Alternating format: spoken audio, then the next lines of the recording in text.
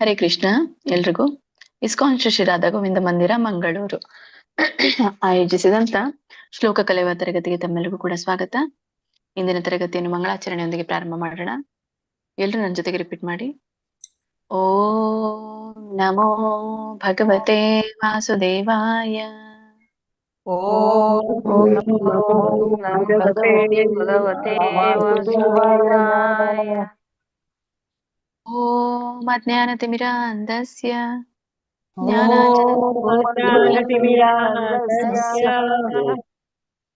ಜ್ಞಾನಾಂಜನಶಲಾಕಯಾ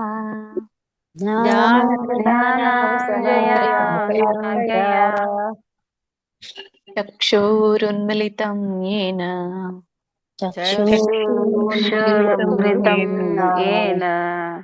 ತಸ್ಮೈ ಶ್ರೀ ಗುರುವೇ ನಮಃ. ತಸ್ಮೈ ಶ್ರೀ ಗುರುವೇ ನಮಃ.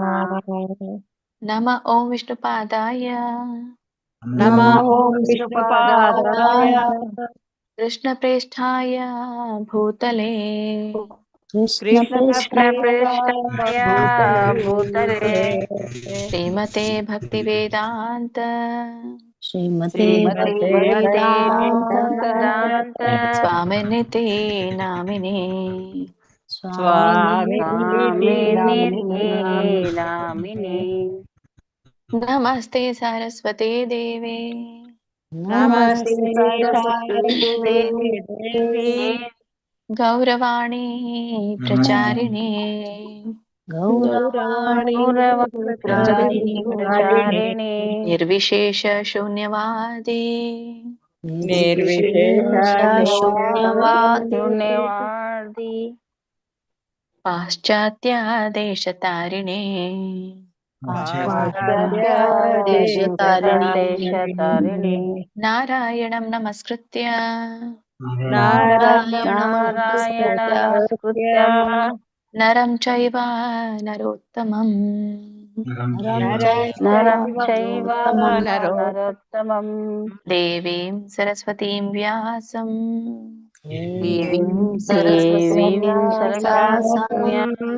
ತತೋ ಜಯಂ ಮುದೀರಯೇತ್.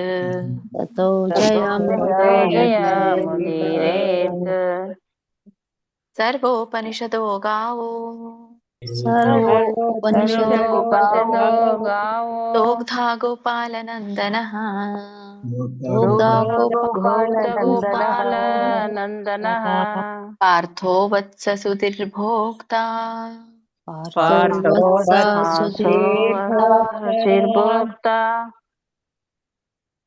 ದುಗ್ಧಂ ಗೀತಾಮೃತಂ ಮಹತ್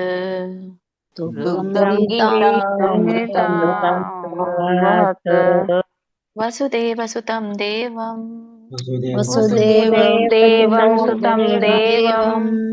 ಕಂಸಚಾಣೂರಮರ್ದನಂ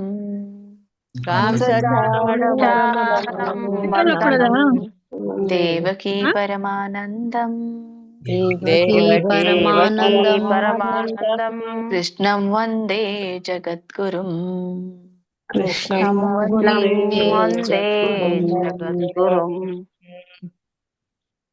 ಜೈ ಶ್ರೀ ಕೃಷ್ಣ ಚೈತನ್ಯ ಜೈ ಶ್ರೀ ಕೃಷ್ಣ ಚೈತನ್ಯ ಪ್ರಭು ನಿತ್ಯಾನಂದ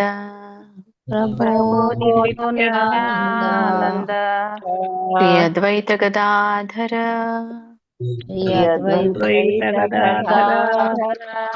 ಶ್ರೀವಾಸಾದಿ ಗೌರ ಭಕ್ತ ವೃಂದ.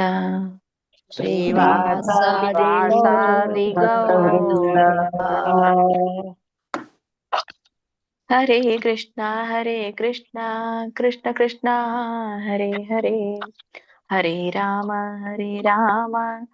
ರಾಮ ರಾಮ ಹರೇ ಹರೇ. ಹರೇ ಕೃಷ್ಣ ಹರೇ ಕೃಷ್ಣ ಕೃಷ್ಣ ಕೃಷ್ಣ ಹರೇ ಹರೇ, ಹರೇ ರಾಮ ರಾಮ ರಾಮ ಹರೇ ಹರೇ. ಹರೇ ಕೃಷ್ಣ.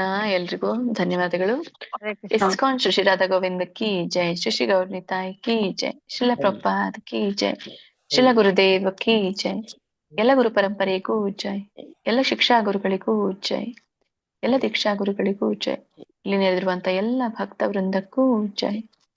ವಾಂಛಾ ಕಲ್ಪತರುಭ್ಯಶ್ಚ ಕೃಪಾ ಸಿಂಧುಭ್ಯೇವ ಚ ಪತಿತಾನಾಂ ಪಾವನೇಭ್ಯೋ ವೈಷ್ಣವೇಭ್ಯೋ ನಮೋ ನಮಃ. ಅನಂತ ಕೋಟಿ ವೈಷ್ಣವ ವೃಂದಕ್ಕೆ ಜೈ.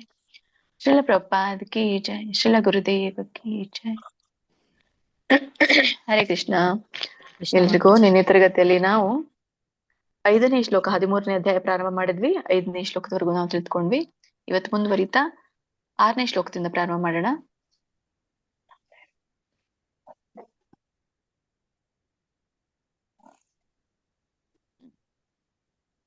ಶ್ರೀಮದ್ ಭಗವದ್ಗೀತೆ ಅಧ್ಯಾಯ 13ರ 6ನೇ ಶ್ಲೋಕ. ಮಹಾಭೂತಾನ್ಯಹಂಕಾರೋ ಬುದ್ಧಿರವ್ಯಕ್ತಮೇವ ಚ ಇಂದ್ರಿಯಾಣಿ ದಶೈಕಂ ಚ ಪಂಚಚೇಂದ್ರಿಯ ಗೋಚರಾಃ. ಇದರೊಂದು ಉಚ್ಚಾರಣೆ. ಮಹಾಭೂತಾನ್ಯಹಂಕಾರೋ, ಇದನ್ನ ಬಿಡಿಸಿದಾಗ 2 ಪದಗಳಾಗತ್ತೆ. ಮಹಾಭೂತಾನಿ ಅಹಂಕಾರ ಅಂತ ಹೇಳಿ. ಮಹಾಭೂತಾನಿ ಅಹಂಕಾರ ಕೂಡಿ ಹೇಳ್ಬೋದು ಅಥವಾ ಬಿಡಿಸಿ ಹೇಳ್ಬೋದು. ಮಹಾಭೂತಾನಿ ಅಹಂಕಾರೋ ಅಂತ, ಇಲ್ಲಾಂದ್ರೆ ಮಹಾಭೂತಾನ್ಯ ಅಹಂಕಾರೋ ಬುದ್ಧಿರವ್ಯಕ್ತಂ ಏವ ಚ ಅಂತ. ಇದನ್ನ ಬಿಡಿಸಿದಾಗ ಬುದ್ಧಿ ಅವ್ಯಕ್ತಂ ಏವ ಚ ಅನ್ನುವಂತ 4 ಏವ ಅನ್ನುವಂತ 3 ಪದಗಳಾಗತ್ತೆ. ಬುದ್ಧಿರವ್ಯಕ್ತಂ ಏವ ಚ ಅಂತ ಕೂಡಿ ಹೇಳಿ. ಬುದ್ಧಿರವ್ಯಕ್ತಂ ಮ ವರ್ಗು ಕೂಡಿ ಹೇಳಿ. ಆಮೇಲೆ ಅಲ್ಲಿ ಎ ಇದೆಯಲ್ಲ ಸ್ವರ, ಏವ ಚ ಅಂತ ಹೇಳಿ ಬಿಡಿಸಬಹುದು ಅಥವಾ ಕೂಡಿ ಹೇಳ್ಬೋದು. ಇಂದ್ರಿಯಾಣಿ ದಶೈಕಂ ಚ ಪಂಚಚೇಂದ್ರಿಯ ಗೋಚರಾಹ. ಇಲ್ಲಿ ಪಂಚಚೇಂದ್ರಿಯ ಅಂತ ಇದೆಯಲ್ಲ, ಇಲ್ಲಿ ಪಂಚ ಚ ಇಂದ್ರಿಯ ಅಂತ ಹೇಗೆ, ಹಾಗಾಗಿ ಅಲ್ಲಿ ಚೇಂದ್ರಿಯ ಅಂತ ಹೇಳಿ ಕರಿತೇವೆ. ಪಂಚ ಚ ಇಂದ್ರಿಯ ಗೋಚರಾಹ ಅಂತ ಹೇಳ್ಬೋದು. ಕೂಡಿ ಹೇಳಿ ಪಂಚಚೇಂದ್ರಿಯ ಗೋಚರಾಹ ಹೇಳ್ಬೋದು. ಸೊ ಇದ್ರ ಒಂದು ಅರ್ಥವನ್ನ ತಿಳ್ಕೊಳ್ಳೋಣ. ಮಹಾಭೂತಾನಿ, ಮಹಾಭೂತಾನಿ ಅಂತ ಇಲ್ಲಿ ಹೇಳ್ತಾ ಇರುವಂತದ್ದು ಮಹಾಭೂತಗಳು. ಎಷ್ಟು ಮಹಾಭೂತಗಳಿದೆ? ಪಂಚ ಮಹಾಭೂತಗಳನ್ನ ನಾವು ಕಾಣ್ತೇವೆ. 5 ಮಹಾಭೂತಗಳು. ಯಾವ್ದದು? ಪೃಥ್ವಿ, ಜಲ, ಅಗ್ನಿ, ವಾಯು, ಆಕಾಶ. ಒಂದಾದ್ಮೇಲೆ ಒಂದು ಇವು ಸೂಕ್ಷ್ಮ ಆಗ್ತಾ ಹೋಗುತ್ತೆ. ಹಾಗಾಗಿ ಈ ಪಂಚಭೂತಾನಿ ಮಹಾಭೂತಾನಿ ಅಹಂಕಾರ, ಇಲ್ಲಿ ಹೇಳ್ತಾ ಇರೋದು ಅಹಂಕಾರವು ಅಂತ. ಅಂದ್ರೆ ಈ ಪಂಚಭೂತಗಳಲ್ಲದೆ ಇನ್ನೂ 3 ಅವ್ಯಕ್ತವಾದದ್ದು ಅಂತ. ಸೊ ಅಹಂಕಾರ, ಬುದ್ಧಿ ಅವ್ಯಕ್ತವಾದವು ಅಂತ ಇಲ್ಲಿ ಹೇಳ್ತಾರೆ. ಅಹಂಕಾರ ಮತ್ತೆ ಬುದ್ಧಿ ಅವ್ಯಕ್ತಂ ಚ ಅಂತ ಹೇಳಿ. ಇದು ಯಾಕೆ ಇಲ್ಲಿ ಹೇಳ್ತಾ ಇರೋಂಥದ್ದಂದ್ರೆ, ಹಿಂದಿನ ಒಂದು ಶ್ಲೋಕದಲ್ಲಿ ಮುಂದುವರಿಸ್ತಾ ಕ್ಷೇತ್ರಜ್ಞನ ಜ್ಞಾನವನ್ನ ಎಷ್ಟು ಋಷಿಗಳು ಪಡೆದಿದ್ದಾರೆ, ಮತ್ತೆ ಅದನ್ನ ಬರವಣಿಗೆ ರೂಪ ಮೂಲಕ ವರ್ಣಿಸಿದ್ದಾರೆ ಅಲ್ಲ. ಸೊ ಹೀಗೆ ಈ ಒಂದು ವೇದ ಸೂತ್ರದಲ್ಲಿಯೂ ಕೂಡ ಕ್ಷೇತ್ರಜ್ಞದ ಕುರಿತಾಗಿ ತಿಳಿಸಲಾಗಿದೆ, ತರ್ಕಬದ್ಧವಾಗಿ ಇದನ್ನು ನಿರೂಪಿಸಲಾಗಿದೆ. ಸೊ ಅವುಗಳನ್ನೇ ಇಲ್ಲಿ ಮತ್ತೆ ವಿವರಿಸ್ತಾ ಹೋಗ್ತಾರೆ. ಸೊ ಕ್ಷೇತ್ರ ಅಂದ್ರೆ ಏನು, ಕ್ಷೇತ್ರ ಏನನ್ನ ಒಳಗೊಂಡಿದೆ ಅನ್ನೋದನ್ನ ಈ ಒಂದು ಶ್ಲೋಕದಲ್ಲಿ ಹೇಳ್ತಾರೆ. ಈಗ ಏನಾಯ್ತು? ಮಹಾಭೂತಾನಿ ಅಂದ್ರೆ ಪಂಚಮಹಾಭೂತಗಳು. ಅಹಂಕಾರ ಬುದ್ಧಿರವ್ಯಕ್ತಮೇವಚ. ಅಹಂಕಾರ ಮತ್ತೆ ಬುದ್ಧಿ, ಬುದ್ಧಿರವ್ಯಕ್ತ, ಬುದ್ಧಿ ಅವ್ಯಕ್ತಂ ಅಂತ ಕಾಣುತ್ತೆ. ಅಂದ್ರೆ ಇಲ್ಲಿ ಅಹಂಕಾರ ಮತ್ತೆ ಬುದ್ಧಿ ಅನ್ನುವಂಥದ್ದು ಅವ್ಯಕ್ತವಾದದ್ದು ಅಂತ ಹೇಳ್ತಾರೆ. ಆಮೇಲೆ ಇಂದ್ರಿಯಾಣಿ ದಶೈಕಂಚ. ಇಂದ್ರಿಯಾಣಿ ಅಂದ್ರೆ ಇಂದ್ರಿಯಗಳು ಅಂತ ಹೇಳ್ತಾ ಇರುವಂತದ್ದು. ಎಷ್ಟಿದೆ ಇಂದ್ರಿಯಗಳು? ದಶೈಕಂ ಅಂದ್ರೆ ದಶಂ ಏಕ ಅಂತ ಹೇಳ್ತಾ ಇರುವಂಥದ್ದು. ಬಿಡಿಸಿದಾಗ ದಶಂ ಏಕಂ ದಶಂ ಏಕಂ ಅಂತ ಹೇಳ್ತಾರೆ. ಸೊ ಅಂದ್ರೆ ಇಲ್ಲಿ 10 ಇಂದ್ರಿಯಗಳು ಮತ್ತೆ ಏಕಂ ಅಂತ ಹೇಳ್ತಾ ಇರುವಂತದ್ದು ಮನಸ್ಸಿಗೆ. ಇಲ್ಲಿ ಮನಸ್ಸು ಅಂತ ಹೇಳಿ ಕ್ಲಿಯರ್ ಆಗಿ ಕೊಟ್ಟಿಲ್ಲ, ಆದ್ರೆ ಏಕಂ ಅಂತ ಹೇಳ್ತಾ ಇರುವಂತದ್ದು ಯಾವ್ದಕ್ಕೆ? ಮನಸ್ಸಿಗೆ. ದಶಂ ಅಂದ್ರೆ ಯಾವುದು? ಇಂದ್ರಿಯಗಳು, 10 ಇಂದ್ರಿಯಗಳು ಪ್ಲಸ್ ಏಕಂ ಒಂದು ಮನಸ್ಸು. ಸೊ ಹೀಗೆ ಇದನ್ನ ಹೇಳುವಂಥದ್ದು ಏಕಂ, ದಶಂ ಏಕಂ ಅಂದ್ರೆ ಒಟ್ಟಾರೆ ಎಷ್ಟಾಯ್ತು? 11 ಆಯ್ತು. ದಶಂ ಏಕಂ ಏಕಾದಶಂ ಅಂದ್ರೆ 11 ಆಯ್ತು. ಮೊದ್ಲು 5, ಆಮೇಲೆ ಬುದ್ಧಿ ಅಹಂಕಾರ ಎಷ್ಟಾಯ್ತು? 7 ಆಯ್ತು, ಮತ್ತೆ ಇಲ್ಲಿ ದಶಮ್ ಏಕಂ ಅಂದ್ರೆ 11 ಎಷ್ಟಾಯ್ತು ಒಟ್ಟಾರೆ 18 ಆಯ್ತು. ಮತ್ತೆ ಪಂಚಚೇಂದ್ರಿಯ ಗೋಚರಾಹ ಅಂತ. ಮತ್ತೆ ಪಂಚಚೇಂದ್ರಿಯ ಗೋಚರಾಹ ಇಲ್ಲಿ ಹೇಳ್ತಾ ಇರುವಂತದ್ದು ಏನು ಅಂದ್ರೆ 5 ಇಂದ್ರಿಯ ವಿಷಯಗಳಿಗೆ ಹೇಳ್ತಾ ಇರುವಂತದ್ದು ಪಂಚಚೇಂದ್ರಿಯ ಅಂತ ಇಲ್ಲಿ ಹೇಳ್ತಾ ಇರುವಂತದ್ದು ಪಂಚ ಇಂದ್ರಿಯ ಗೋಚರಾಹ. ಗೋಚರಾಹ ಅಂತಂದ್ರೆ ಇಲ್ಲಿ ವಿಷಯಗಳಿಗೆ ಹೇಳ್ತಾ ಇರುವಂತದ್ದು ಇಂದ್ರಿಯ ವಿಷಯಗಳು. ಆ ಯಾವ್ಯಾವ್ದದು ಇಂದ್ರಿಯ ವಿಷಯಗಳು? ಈ ಒಂದು ರೂಪ, ರಸ, ಗಂಧ, ಸ್ಪರ್ಶ, ಶಬ್ದ ಈ ತರ ಬರುತ್ತೆ. ಅಂದ್ರೆ ಈ ಇದಕ್ಕೆ ಆಕಾಶಕ್ಕೆ ನೋಡಿ ಏನಿದೆ, ಶಬ್ದ ಮಾತ್ರ ಇದೆ. ಮತ್ತೆ ವಾಯುವಿಗೆ ಸ್ಪರ್ಶ ಕೂಡ ಇದೆ, ಶಬ್ದ ಕೂಡ ಇದೆ. ಆಮೇಲೆ ಅಗ್ನಿಗೆ ಈ ಒಂದು ಶಬ್ದ, ಸ್ಪರ್ಶ ಇದೆ. ಮತ್ತೆ ಪೃಥ್ವಿಗೆ ಗಂಧ, ಮತ್ತೆ ರೂಪ ಇದೆ, ಸ್ಪರ್ಶ ಇದೆ. ಭೂಮಿಯಿಂದ ಶಬ್ದ ಕೂಡ ಇದೆ. ಅಂದ್ರೆ ಪೃಥ್ವಿ ಎಲ್ಲಾನು ಕೂಡ ಒಳಗೊಂಡಿದೆ ಅಂತ ಇಲ್ಲಿ ಹೇಳ್ತಾ ಇರುವಂತದ್ದು. ಸೊ ಹೀಗೆ ಈ ಒಂದು ರೂಪ, ರಸ, ಗಂಧ, ಸ್ಪರ್ಶ, ಶಬ್ದ ಇವೆಲ್ಲವೂ ಕೂಡ ಇಂದ್ರಿಯ ವಿಷಯಗಳು. ಅಂದ್ರೆ ಅದು ಯಾವ್ದಕ್ಕೆ ಅದ್ರ ಗುಣಗಳು ಏನು, ಅದು ಹೇಗೆ ಗೋಚರವಾಗುತ್ತೆ ಅನ್ನೋದನ್ನೇ ಈ ಪಂಚ ಇಂದ್ರಿಯ ಗೋಚರಗಳು ಅಂತ ಹೇಳ್ತಾರೆ. ಸೊ ಒಟ್ಟಾರೆ ಎಷ್ಟಾಯ್ತು ಅಲ್ಲಿ 18 ಇತ್ತು. ಮತ್ತೆ ಇದು ಎಷ್ಟಾಯ್ತು 5 ಅಂದ್ರೆ ಒಟ್ಟಾರೆ ಎಷ್ಟಾಯ್ತು 23 ಆಯ್ತು ಅಲ್ಲ. ಮತ್ತೆ ಮುಂದುವರಿಯುತ್ತೆ. ಸೊ ಇದು ಇನ್ಕಂಪ್ಲೀಟ್ ಶ್ಲೋಕ ಅಲ್ಲ. 7ನೇ ಶ್ಲೋಕಕ್ಕೆ ಮತ್ತೆ ಇನ್ನ ಇಂದ್ರಿಯ ವಿಷಯಗಳು ಈ ಒಂದು ಕ್ಷೇತ್ರದಲ್ಲಿ ಏನಿರುತ್ತೆ ಅನ್ನುವಂಥ ವಿಷಯಗಳು ಮತ್ತೆ ಮುಂದುವರಿಯುತ್ತೆ. ಸೊ ಒಟ್ಟಾರೆ ಈ ಶ್ಲೋಕ ಏನ್ ಹೇಳುತ್ತಂದ್ರೆ ಮಹಾಭೂತಾನಿ 5 ಮಹಾಭೂತಗಳು, ಅಹಂಕಾರೋ ಬುದ್ಧಿರವ್ಯಕ್ತಮೇವಚ ಅಹಂಕಾರ ಬುದ್ಧಿ ಮತ್ತು ಅವ್ಯಕ್ತವಾದದ್ದು ಅಂತ ಹೇಳ್ತಾರೆ. ಅವ್ಯಕ್ತಕ್ಕೆ ಈ ಪ್ರಕೃತಿ ಅಂತ ಹೇಳ್ತಾರೆ. ಸೊ ಇನ್ನೊಂದು ಇದು ತತ್ವ ಕೂಡ ಆಗಿದೆ. ಆಮೇಲೆ ಇಂದ್ರಿಯಾಣಿ ದಶೈಕಂಚ, ಸೊ 10 ಇಂದ್ರಿಯಗಳು ಮತ್ತೆ ಏಕಂ ಅಂದ್ರೆ ಇನ್ನೊಂದು ಕೂಡ 10 ಇಂದ್ರಿಯಗಳು ಸೇರಿಸಿ ಒಂದು ಮನಸ್ಸು, ಇನ್ನೊಂದು ಮನಸ್ಸಾಗಿದೆ ಇದರಲ್ಲಿ. ಪಂಚಚೇಂದ್ರಿಯ ಗೋಚರಾಹ ಅಂದ್ರೆ ಇಲ್ಲಿ 5 ಇಂದ್ರಿಯ ಗೋಚರವಾಗುವಂತ ವಿಷಯಗಳು. ಸೊ ಇಂದ್ರಿಯ 5 ವಿಷಯಗಳು ಅಂತ ಹೇಳ್ತಾರೆ. ಮತ್ತೆ ಮುಂದಿನ ಶ್ಲೋಕವನ್ನು ಕೂಡ ನಾನು ಈಗಲೇ ಹೇಳ್ತೇನೆ, ಯಾಕಂದ್ರೆ ನಮ್ಗೆ ಅರ್ಥ ತಿಳ್ಕೊಳ್ಳಿಕ್ಕೆ ಅನುಕೂಲ ಆಗುತ್ತೆ. 7ನೇ ಶ್ಲೋಕ ಶ್ರೀಮದ್ ಭಗವದ್ಗೀತೆ ಅಧ್ಯಾಯ 13ರ 7ನೇ ಶ್ಲೋಕ.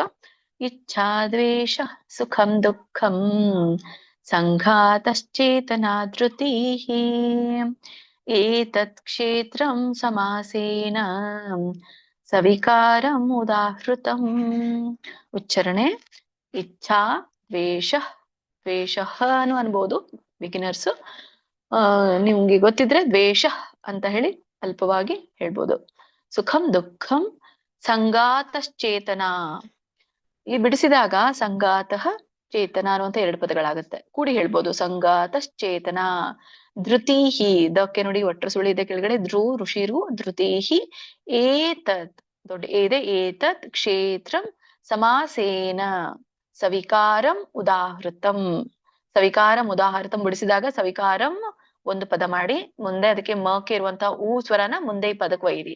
ಉದಾಹೃತಂ ಇದ್ರ ಒಂದು ಏನು ಅರ್ಥ ಅಂದ್ರೆ ಇಚ್ಛಾ ದ್ವೇಷ ಸುಖಂ ದುಃಖಂ. ಇಚ್ಛಾ ಅಂತಂದ್ರೆ ಏನು, ಆಸೆಗೆ ಹೇಳ್ತಾ ಇರುವಂತದ್ದು, ಅಪೇಕ್ಷೆಗಳು, ಬಯಕೆಗಳು, ಆಸೆಗಳು. ದ್ವೇಷ ದ್ವೇಷ ಮಾಡುವಂಥದ್ದು, ಹಾಗೆತನ ಮಾಡುವಂಥದ್ದು. ಸುಖಂ ಸಂತೋಷ, ದುಃಖ ಶೋಕ. ಹೀಗೆ ಆಸೆ, ದ್ವೇಷ, ಸುಖ, ದುಃಖ. ಸಂಗಾಶ್ಚೇತನ ಧೃತಿ. ಸಂಗಾಶ್ಚೇತನ ಅಂತ ಹೇಳ್ತಾ ಇರುವಂತದ್ದು ಇವು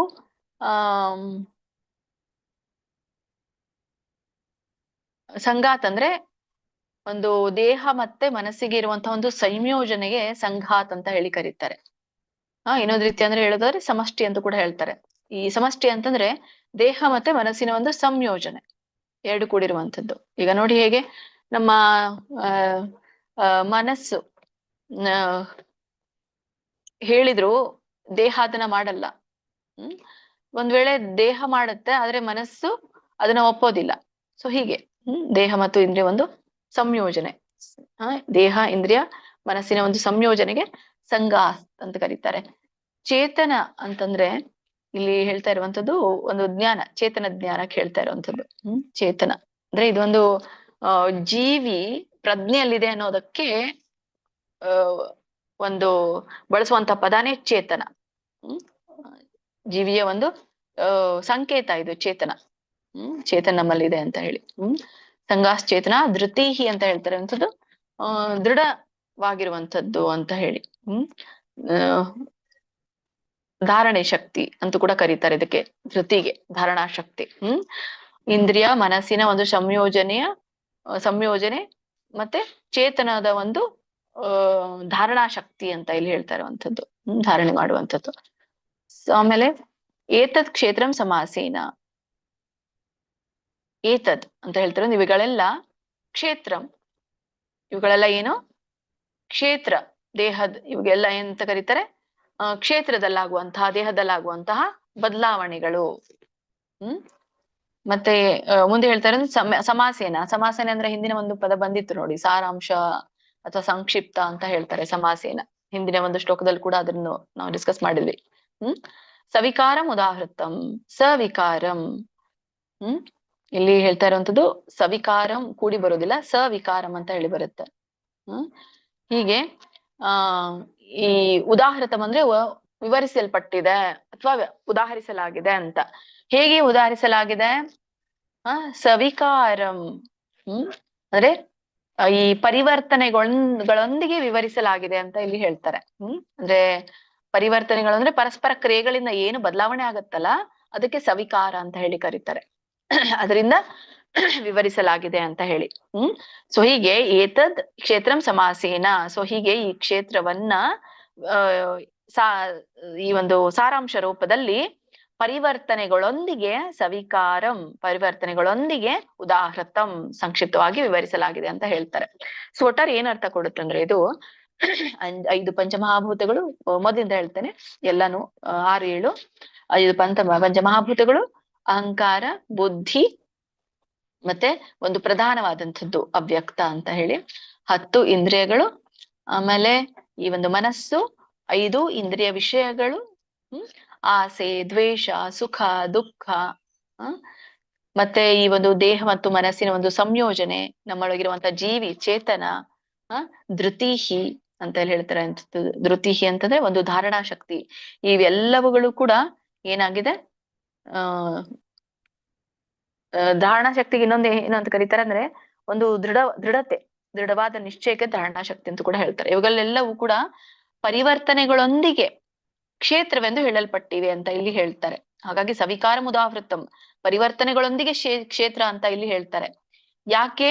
ಇವುಗಳಲ್ಲಿ ಪರಸ್ಪರ ಪ್ರತಿಕ್ರಿಯೆಗಳು ಬರುತ್ತೆ, ಪ್ರತಿಕ್ರಿಯೆಗಳಾಗ್ತಾ ಇರುತ್ತೆ, ಬದಲಾವಣೆ ಪರಿವರ್ತನೆ ಹೊಂದುತ್ತಾ ಇರುತ್ತೆ. ಅದಕ್ಕೋಸ್ಕರ ಬದಲಾವಣೆ ಹೊಂದೋದೇ ಕ್ಷೇತ್ರ ಅಂತ ಹೇಳಿ ಕರೀತಾರೆ. ಅದಕ್ಕೋಸ್ಕರ ಈ ಒಂದು ಸವಿಕಾರಂ ಅಂತ ಇಲ್ಲಿ ಹೇಳ್ತಾರೆ. ಕಂಟಿನ್ಯೂ ಮಾಡಿ ಮಾತಾಜಿ.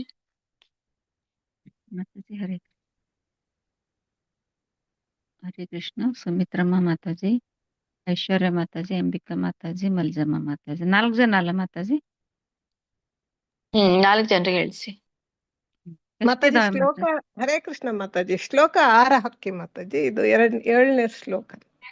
ಹಾ ಸರಿ ಮಾತಾಜಿ, ಹರೇ ಕೃಷ್ಣ ಹಾಕಿದೆ. ಹರೇ ಕೃಷ್ಣ. ಧನ್ಯವಾದ. ಹರೇ ಕೃಷ್ಣ. ಮಹಾಭೂತಾನ್ಯಹಂಕಾರೋ ಬುದ್ಧಿರವ್ಯಕ್ತಮೇವ ಚ ಇಂದ್ರಿಯಾಣಿ ದಶೈಕಂಚ ಪಂಚಚೇಂದ್ರಿಯ ಗೋಚರ. ಹರೇ ಕೃಷ್ಣ ಮಾತಾಜಿ. ಧನ್ಯವಾದ.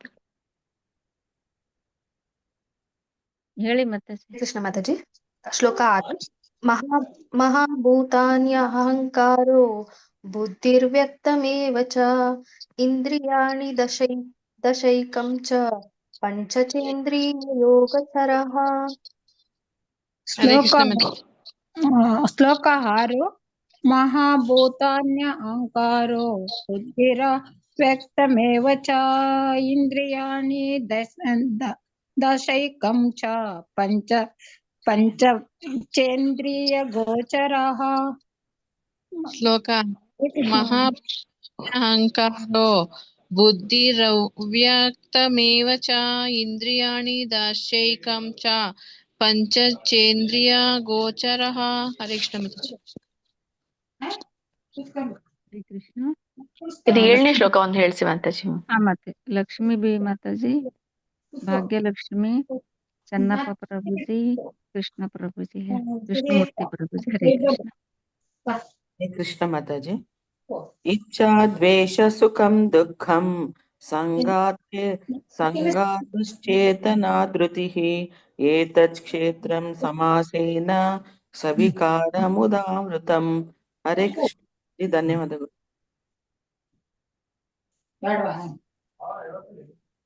ಹೇಳ್ಬೋದಾ ಮಾತಾಜಿ? ಹೇಳಿ ಮಾತಾಜಿ ಬೇಗ. ಇಚ್ಛಾ ದ್ವೇಷಂ ಸುಖಂ ದುಃಖಂ ಸಂಗಾತ ಶ್ವೇತನಾ ಧೃತಿ ಕ್ಷೇತ್ರಂ ಕಾಮಾಸೇನ ಸವಿಕಾರ ಮುದಾರುತಂ. ಎರಡನೇದು ಹೇಳಿ ಮಾತಾಜಿ, ಫಸ್ಟ್ ಲೈನ್ ಎರಡನೇದು ಶಬ್ದ ಹೇಳಿ. ಸಂಗಾತ ಶ್ವೇತಾನ ಧೃತಿ. ಇಲ್ಲ ಇಲ್ಲ, ಒಂದನೇ ಲೈನ್ ಫಸ್ಟ್ ಲೈನ್ ಅದು ಎರಡನೇ ಶಬ್ದ. ಇಚ್ಛಾ ದ್ವೇಷ ಸುಖ ದುಃಖ ದ್ವೇಷಃ ದ್ವೇಷಃ ದ್ವೇಷಃ ಸುಖಂ ವಿಸರ್ಗ ಇದೆಯಲ್ಲ, ಆಯ್ತು ಆಯ್ತು, ಸಾಕು ಸಾಕು, ಅಷ್ಟೇ ಹೇಳಿ. ಇನ್ನು ಎರಡನೇ ಲೈನ್ ಫಸ್ಟ್ ಪದ ಶಬ್ದ ಹೇಳಿ. ಸಂಗಾತ ಶ್ವೇತಾನ ಶ್ವೇ ನೋಡಿ ಅಲ್ಲಿ ಶಕ್ಕೆ ಯಾವತ್ತಿದೆ? ಚೇತನ. ಚೇತನ, ಕರೆಕ್ಟ್. ಸರಿ ಚೇತನ ಸರಿ, ಚೇತನ. ಚೇತನ. ನೆಕ್ಸ್ಟ್ ಇನ್ನು ಮುಂದಿನವ್ರು ಕಂಟಿನ್ಯೂ ಮಾಡಿ.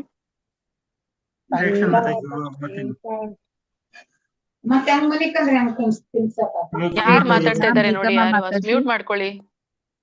ಮಾತಾಜಿ ನೀವಾದ್ರೆ ಮ್ಯೂಟ್ ಮಾಡ್ಬಿಡಿ, ಅವ್ರಿಗೆ ಸೌಂಡ್ ಬರ್ತಾ ಇದೆ ಅವ್ರಿಗೆ. ಮಾಡಿದೆ ಮಾತಾಜಿ. ಶ್ಲೋಕ 7. ಇಚ್ಛಾ ದ್ವೇಷ ಸುಖಂ ದುಃಖಂ ಸಂಗಾತಶ್ಚಾನ ಧೃತಿಃ ಏತತ್ ಕ್ಷೇತ್ರಂ ಯಾಕೆ ಗಡ್ಬಿಡಿ ಮಾಡ್ತಾ ಇದ್ದೀರಾ? ಹೇಳಿ ಎರಡನೇ ಲೈನ್.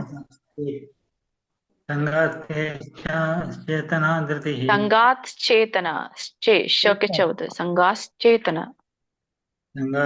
ಸಂಗಾತಶ್ಚೇತನ ಧೃತಿಃ ಏತತ್ ಕ್ಷೇತ್ರಂ ಸಮಾಸೇನ ಸವಿಕಾರ ಮುದಾಹೃತಂ.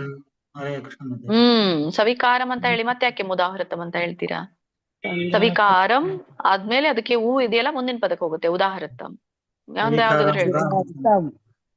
ಸವಿಕಾರಂ ಉದಾಹೃತಂ ಉದಾಹೃತಂ ಸವಿಕಾರಂ ಉದಾಹೃತಂ ಉ ಸವಿಕಾರಂ ಉದಾಹೃತಂ. ಹರೇ ಕೃಷ್ಣ. ಹರೇ ಕೃಷ್ಣ. ಆಯ್ತಾ ಮಾತಾಜಿ? ಹೇಳಿದ್ರಲ್ಲ ಮಾತಾಜಿ. ಇಲ್ಲ ಮಾತಾಜಿ. ಚನ್ನಪ್ಪ ಪ್ರಭುಜಿ ಹೇಳಿ. ಹರೇ ಕೃಷ್ಣ. ಗಾಯತ್ರಿ ಮಾತಾಜಿ ಹೇಳಿ. ಗಾಯತ್ರಿ ಯಾರ್ ಮಾತಾಜಿ? ಹರೇ ಕೃಷ್ಣ ಮಾತಾಜಿ. ಇಚ್ಛಾ ದ್ವೇಷ ಸುಖಂ ದುಃಖಂ ಸಂಗಾತಶ್ಚೇತನಾ ಧೃತಿಃ ಏತತ್ ಕ್ಷೇತ್ರಂ ಸಮಾಸೇನ ಸವಿಕಾರ ಮುದಾಹೃತಂ. ಹರೇ ಕೃಷ್ಣ ಮಾತಾಜಿ. ಧನ್ಯವಾದಗಳು. ಹರೇ ಕೃಷ್ಣ ಮಾತಾಜಿ. ಆಯ್ತು ಸರಿ, ಮುಂದಿನ ಶ್ಲೋಕಕ್ಕೆ ಹೋಗೋಣ. ಮುಂದಿನ ಶ್ಲೋಕ ಮತ್ತೆ ಕಂಟಿನ್ಯೂ ಆಗುತ್ತೆ. 8ರಿಂದ 12 ಅಂದ್ರೆ 5 ಶ್ಲೋಕಗಳಿದೆ ಇಲ್ಲಿ. ಕೂಡಿ ಶ್ರೀಮದ್ ಭಗವದ್ಗೀತೆ ಅಧ್ಯಾಯ 13ರ 8ನೇ ಶ್ಲೋಕ. ಅಮಾನಿತ್ವಂ ಅಡಂಭಿತ್ವಂ ಅಹಿಂಸಾ ಕ್ಷಾಂತಿರಾರ್ಜವಂ ಆಚಾರ್ಯೋಪಾಸನಂ ಶೌಚಂ ಸ್ಥೈರ್ಯಮಾತ್ಮ ವಿನಿಗ್ರಹ. ಇದರ ಒಂದು ಉಚ್ಚಾರಣೆ ಅಮಾನಿತ್ವಂ ಅಡಂಬಿತ್ವಂ. 2 ಪದ ಬರುತ್ತೆ. ಅಮಾನಿತ್ವಂ, ಅದು ಮ ಆದ್ಮೇಲೆ ಒಂದು ಅ ಸೇರಿಸ್ಬೇಕಷ್ಟೇ ನೀವು. ಅಡಂಬಿತ್ವಂ ಅಂತ ಹೇಳಿ ಇಲ್ಲಿ ಕೂಡಿ ಹೇಳಲಿಕ್ಕೆ ಹೋಗ್ಬೇಡಿ. ಕೂಡಿ ಹೇಳಕ್ಕೆ ನಿಮ್ಗೆ ಉಸಿರು ಕೂಡ ಬರಲ್ಲ. ಅಮಾನಿತ್ವಂ ಅಡಂಬಿತ್ವಂ ಸರಿನೂ ಆಗಲ್ಲ. ಅಮಾನಿತ್ವಂ ಅಡಂಬಿತ್ವಂ ಅಹಿಂಸಾ ಕ್ಷಾಂತಿರಾರ್ಜವಂ. ಇಲ್ಲಿ ಅಹಿಂಸಾ ಸೇಮ್ ಪದ, ಕ್ಷಾಂತಿರಾರ್ಜವಂ ಅಲ್ಲಿ ಕ್ಷಾಂತಿ ಆರ್ಜವಂ ಅಂತ ಬರುತ್ತೆ. ನೀವು ಕೂಡಿ ಹೇಳ್ಬೋದು ಕ್ಷಾಂತಿರಾರ್ಜವಂ. ಆಚಾರ್ಯೋಪಾಸನಂ, ಇದನ್ನ ಬಿಡಿಸಿದಾಗ ಆಚಾರ್ಯ ಉಪಾಸನಂ ಅಂತ ಹೇಳ್ತಾರೆ. ಆಚಾರ್ಯ ಉಪಾಸನಂ ಶೌಚಂ ಅಂತ ಹೇಳ್ಬೋದು. ಕೂಡಿ ಹೇಳಿ ಅಥವಾ ಬಿಡಿಸಿ ಹೇಳಿ. ಆಚಾರ್ಯೋಪಾಸನಂ ಶೌಚಂ ಸ್ಥೈರ್ಯಮಾತ್ಮ ವಿನಿಗ್ರಹ. ಇಲ್ಲಿ 2 ಪದಗಳು ಬರುತ್ತೆ, 3 ಪದಗಳು ಬರುತ್ತೆ. ಸ್ಥೈರ್ಯಂ ಆತ್ಮ ವಿನಿಗ್ರಹ ಅಂತ ಹೇಳಿ. ನೀವು 2 ಪದ ಮಾಡಿ. ಏನಂತ? ಸ್ಥೈರ್ಯಂ ಸೋಕೆ ನೋಡಿ, ದೊಡ್ಡ ಥವತ್ತಿದೆ, ಐವತ್ತಿದೆ. ಸ್ಥೈರ್ಯ ಯಾರಿಗೆ ಉಚ್ಚಾರಣೆ ಕಠಿಣ ಆಗ್ತಾ ಇರುತ್ತೋ ಅವರು ಒಂದೊಂದು ಅಕ್ಷರ ಹೇಳಿ. ಸ್ಥೈ ಸ್ಥೈ ಸ್ಥೈ, ಅದು ಬರುತ್ತೆ. ಸ್ಥೈರ್ಯಂ, ಆಮೇಲೆ ಆತ್ಮ ವಿನಿಗ್ರಹ. ಅಲ್ಲಿ ಮ ಇದೆಯಲ್ಲ, ಸ್ಪ್ಲಿಟ್ ಮಾಡ್ಬೇಕು. ಮ ವ್ಯಂಜನ ಆಗಿ ಹಿಂದಿನ ಪದಕ್ಕೆ ಹೋಗುತ್ತೆ, ಮಕ್ಕೆ ಕೂಡಿರುವಂತ ಆ ಸ್ವರ ಮುಂದಿನ ಪದಕ್ಕೆ ಹೋಗುತ್ತೆ. ಸ್ಥೈರ್ಯಂ ಆತ್ಮ ವಿನಿಗ್ರಹ ಅಂತ ಹೇಳಿ.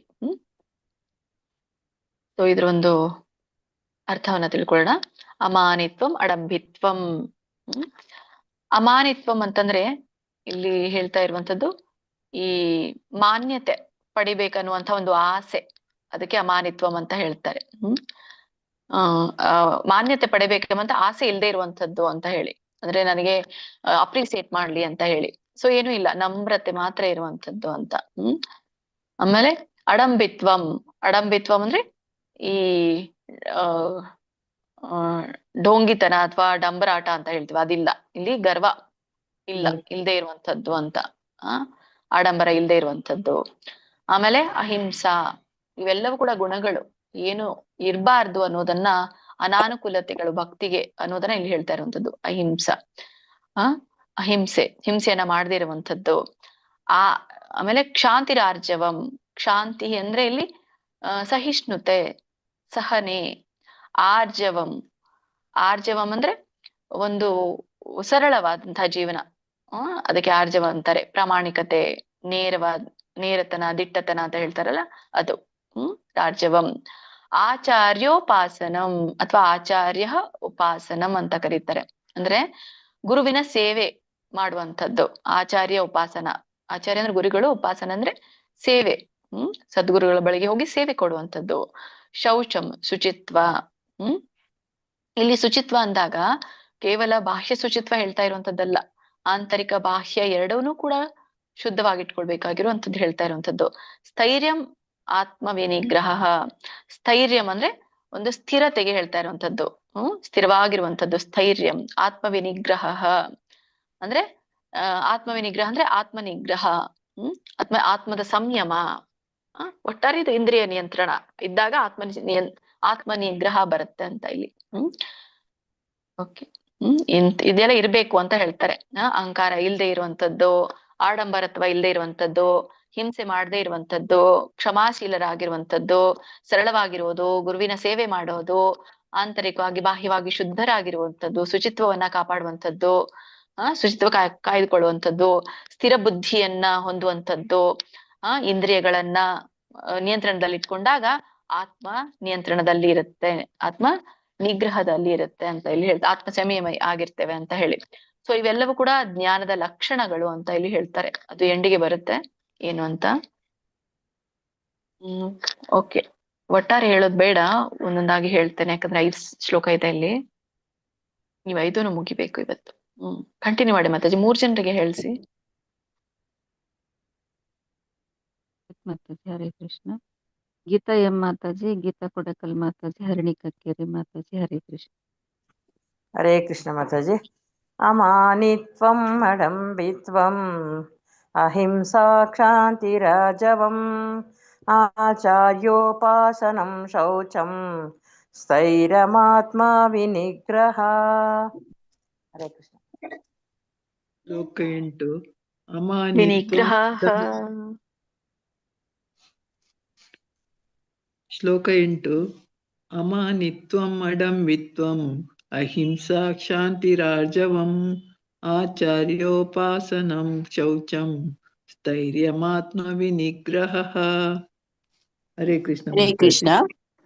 ಶ್ಲೋಕ 8. ಅಮಾನಿತ್ವಂ ಅಡಂಬಿತ್ವಂ ಅಹಿಂಸಾ ಕ್ಷಾಂತಿರಾರ್ಜವಂ ಆಚಾರ್ಯೋಪಾಸನಂ ಶೌಚಂ ಸ್ಥೈರ್ಯಂ ಆತ್ಮ ವಿನಿಗ್ರಹ. ಹರೇ ಕೃಷ್ಣ. ಮುಂದಿನ ಶ್ಲೋಕ ಹೋಗೋಣ. ಶ್ರೀಮದ್ ಭಗವದ್ಗೀತೆ ಅಧ್ಯಾಯ 13 9ನೇ ಶ್ಲೋಕ.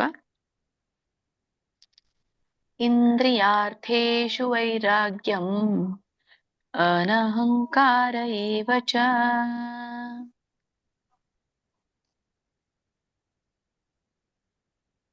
ಅನಹಂಕಾರ ಏವ ಚ ಜನ್ಮ ಮೃತ್ಯು ಜರಾ ವ್ಯಾಧಿ ದುಃಖ ದೋಷಾನುದರ್ಶನಂ.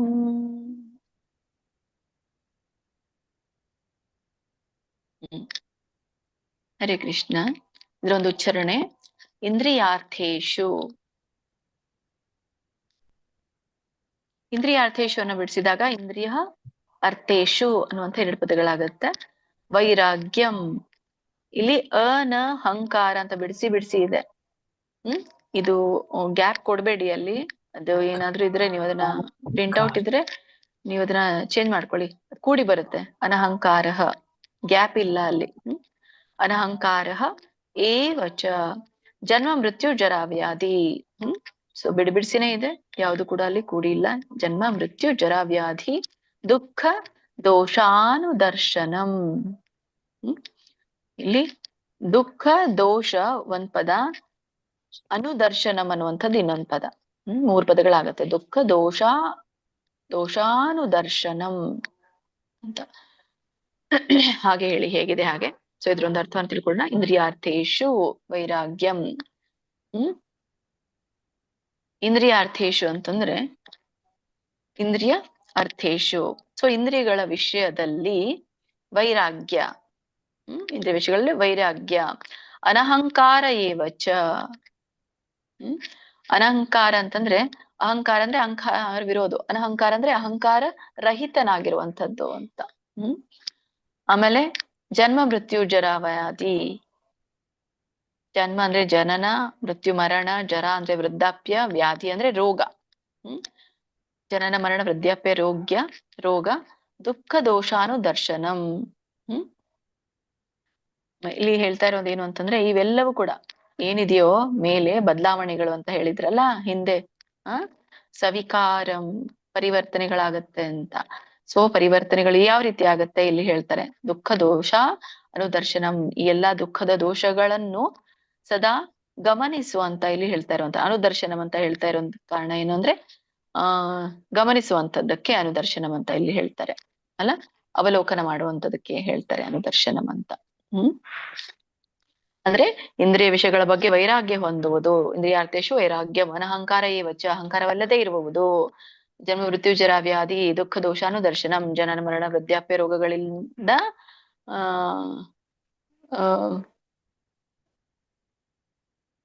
ಏನ್ ಮಾಡುದು, ಅವಲೋಕನವನ್ನ ಮಾಡುವಂಥದ್ದು. ಸೊ ಇವುಗಳನ್ನ ಗಮನದಲ್ಲಿಡುವಂಥದ್ದು ಅಂತ.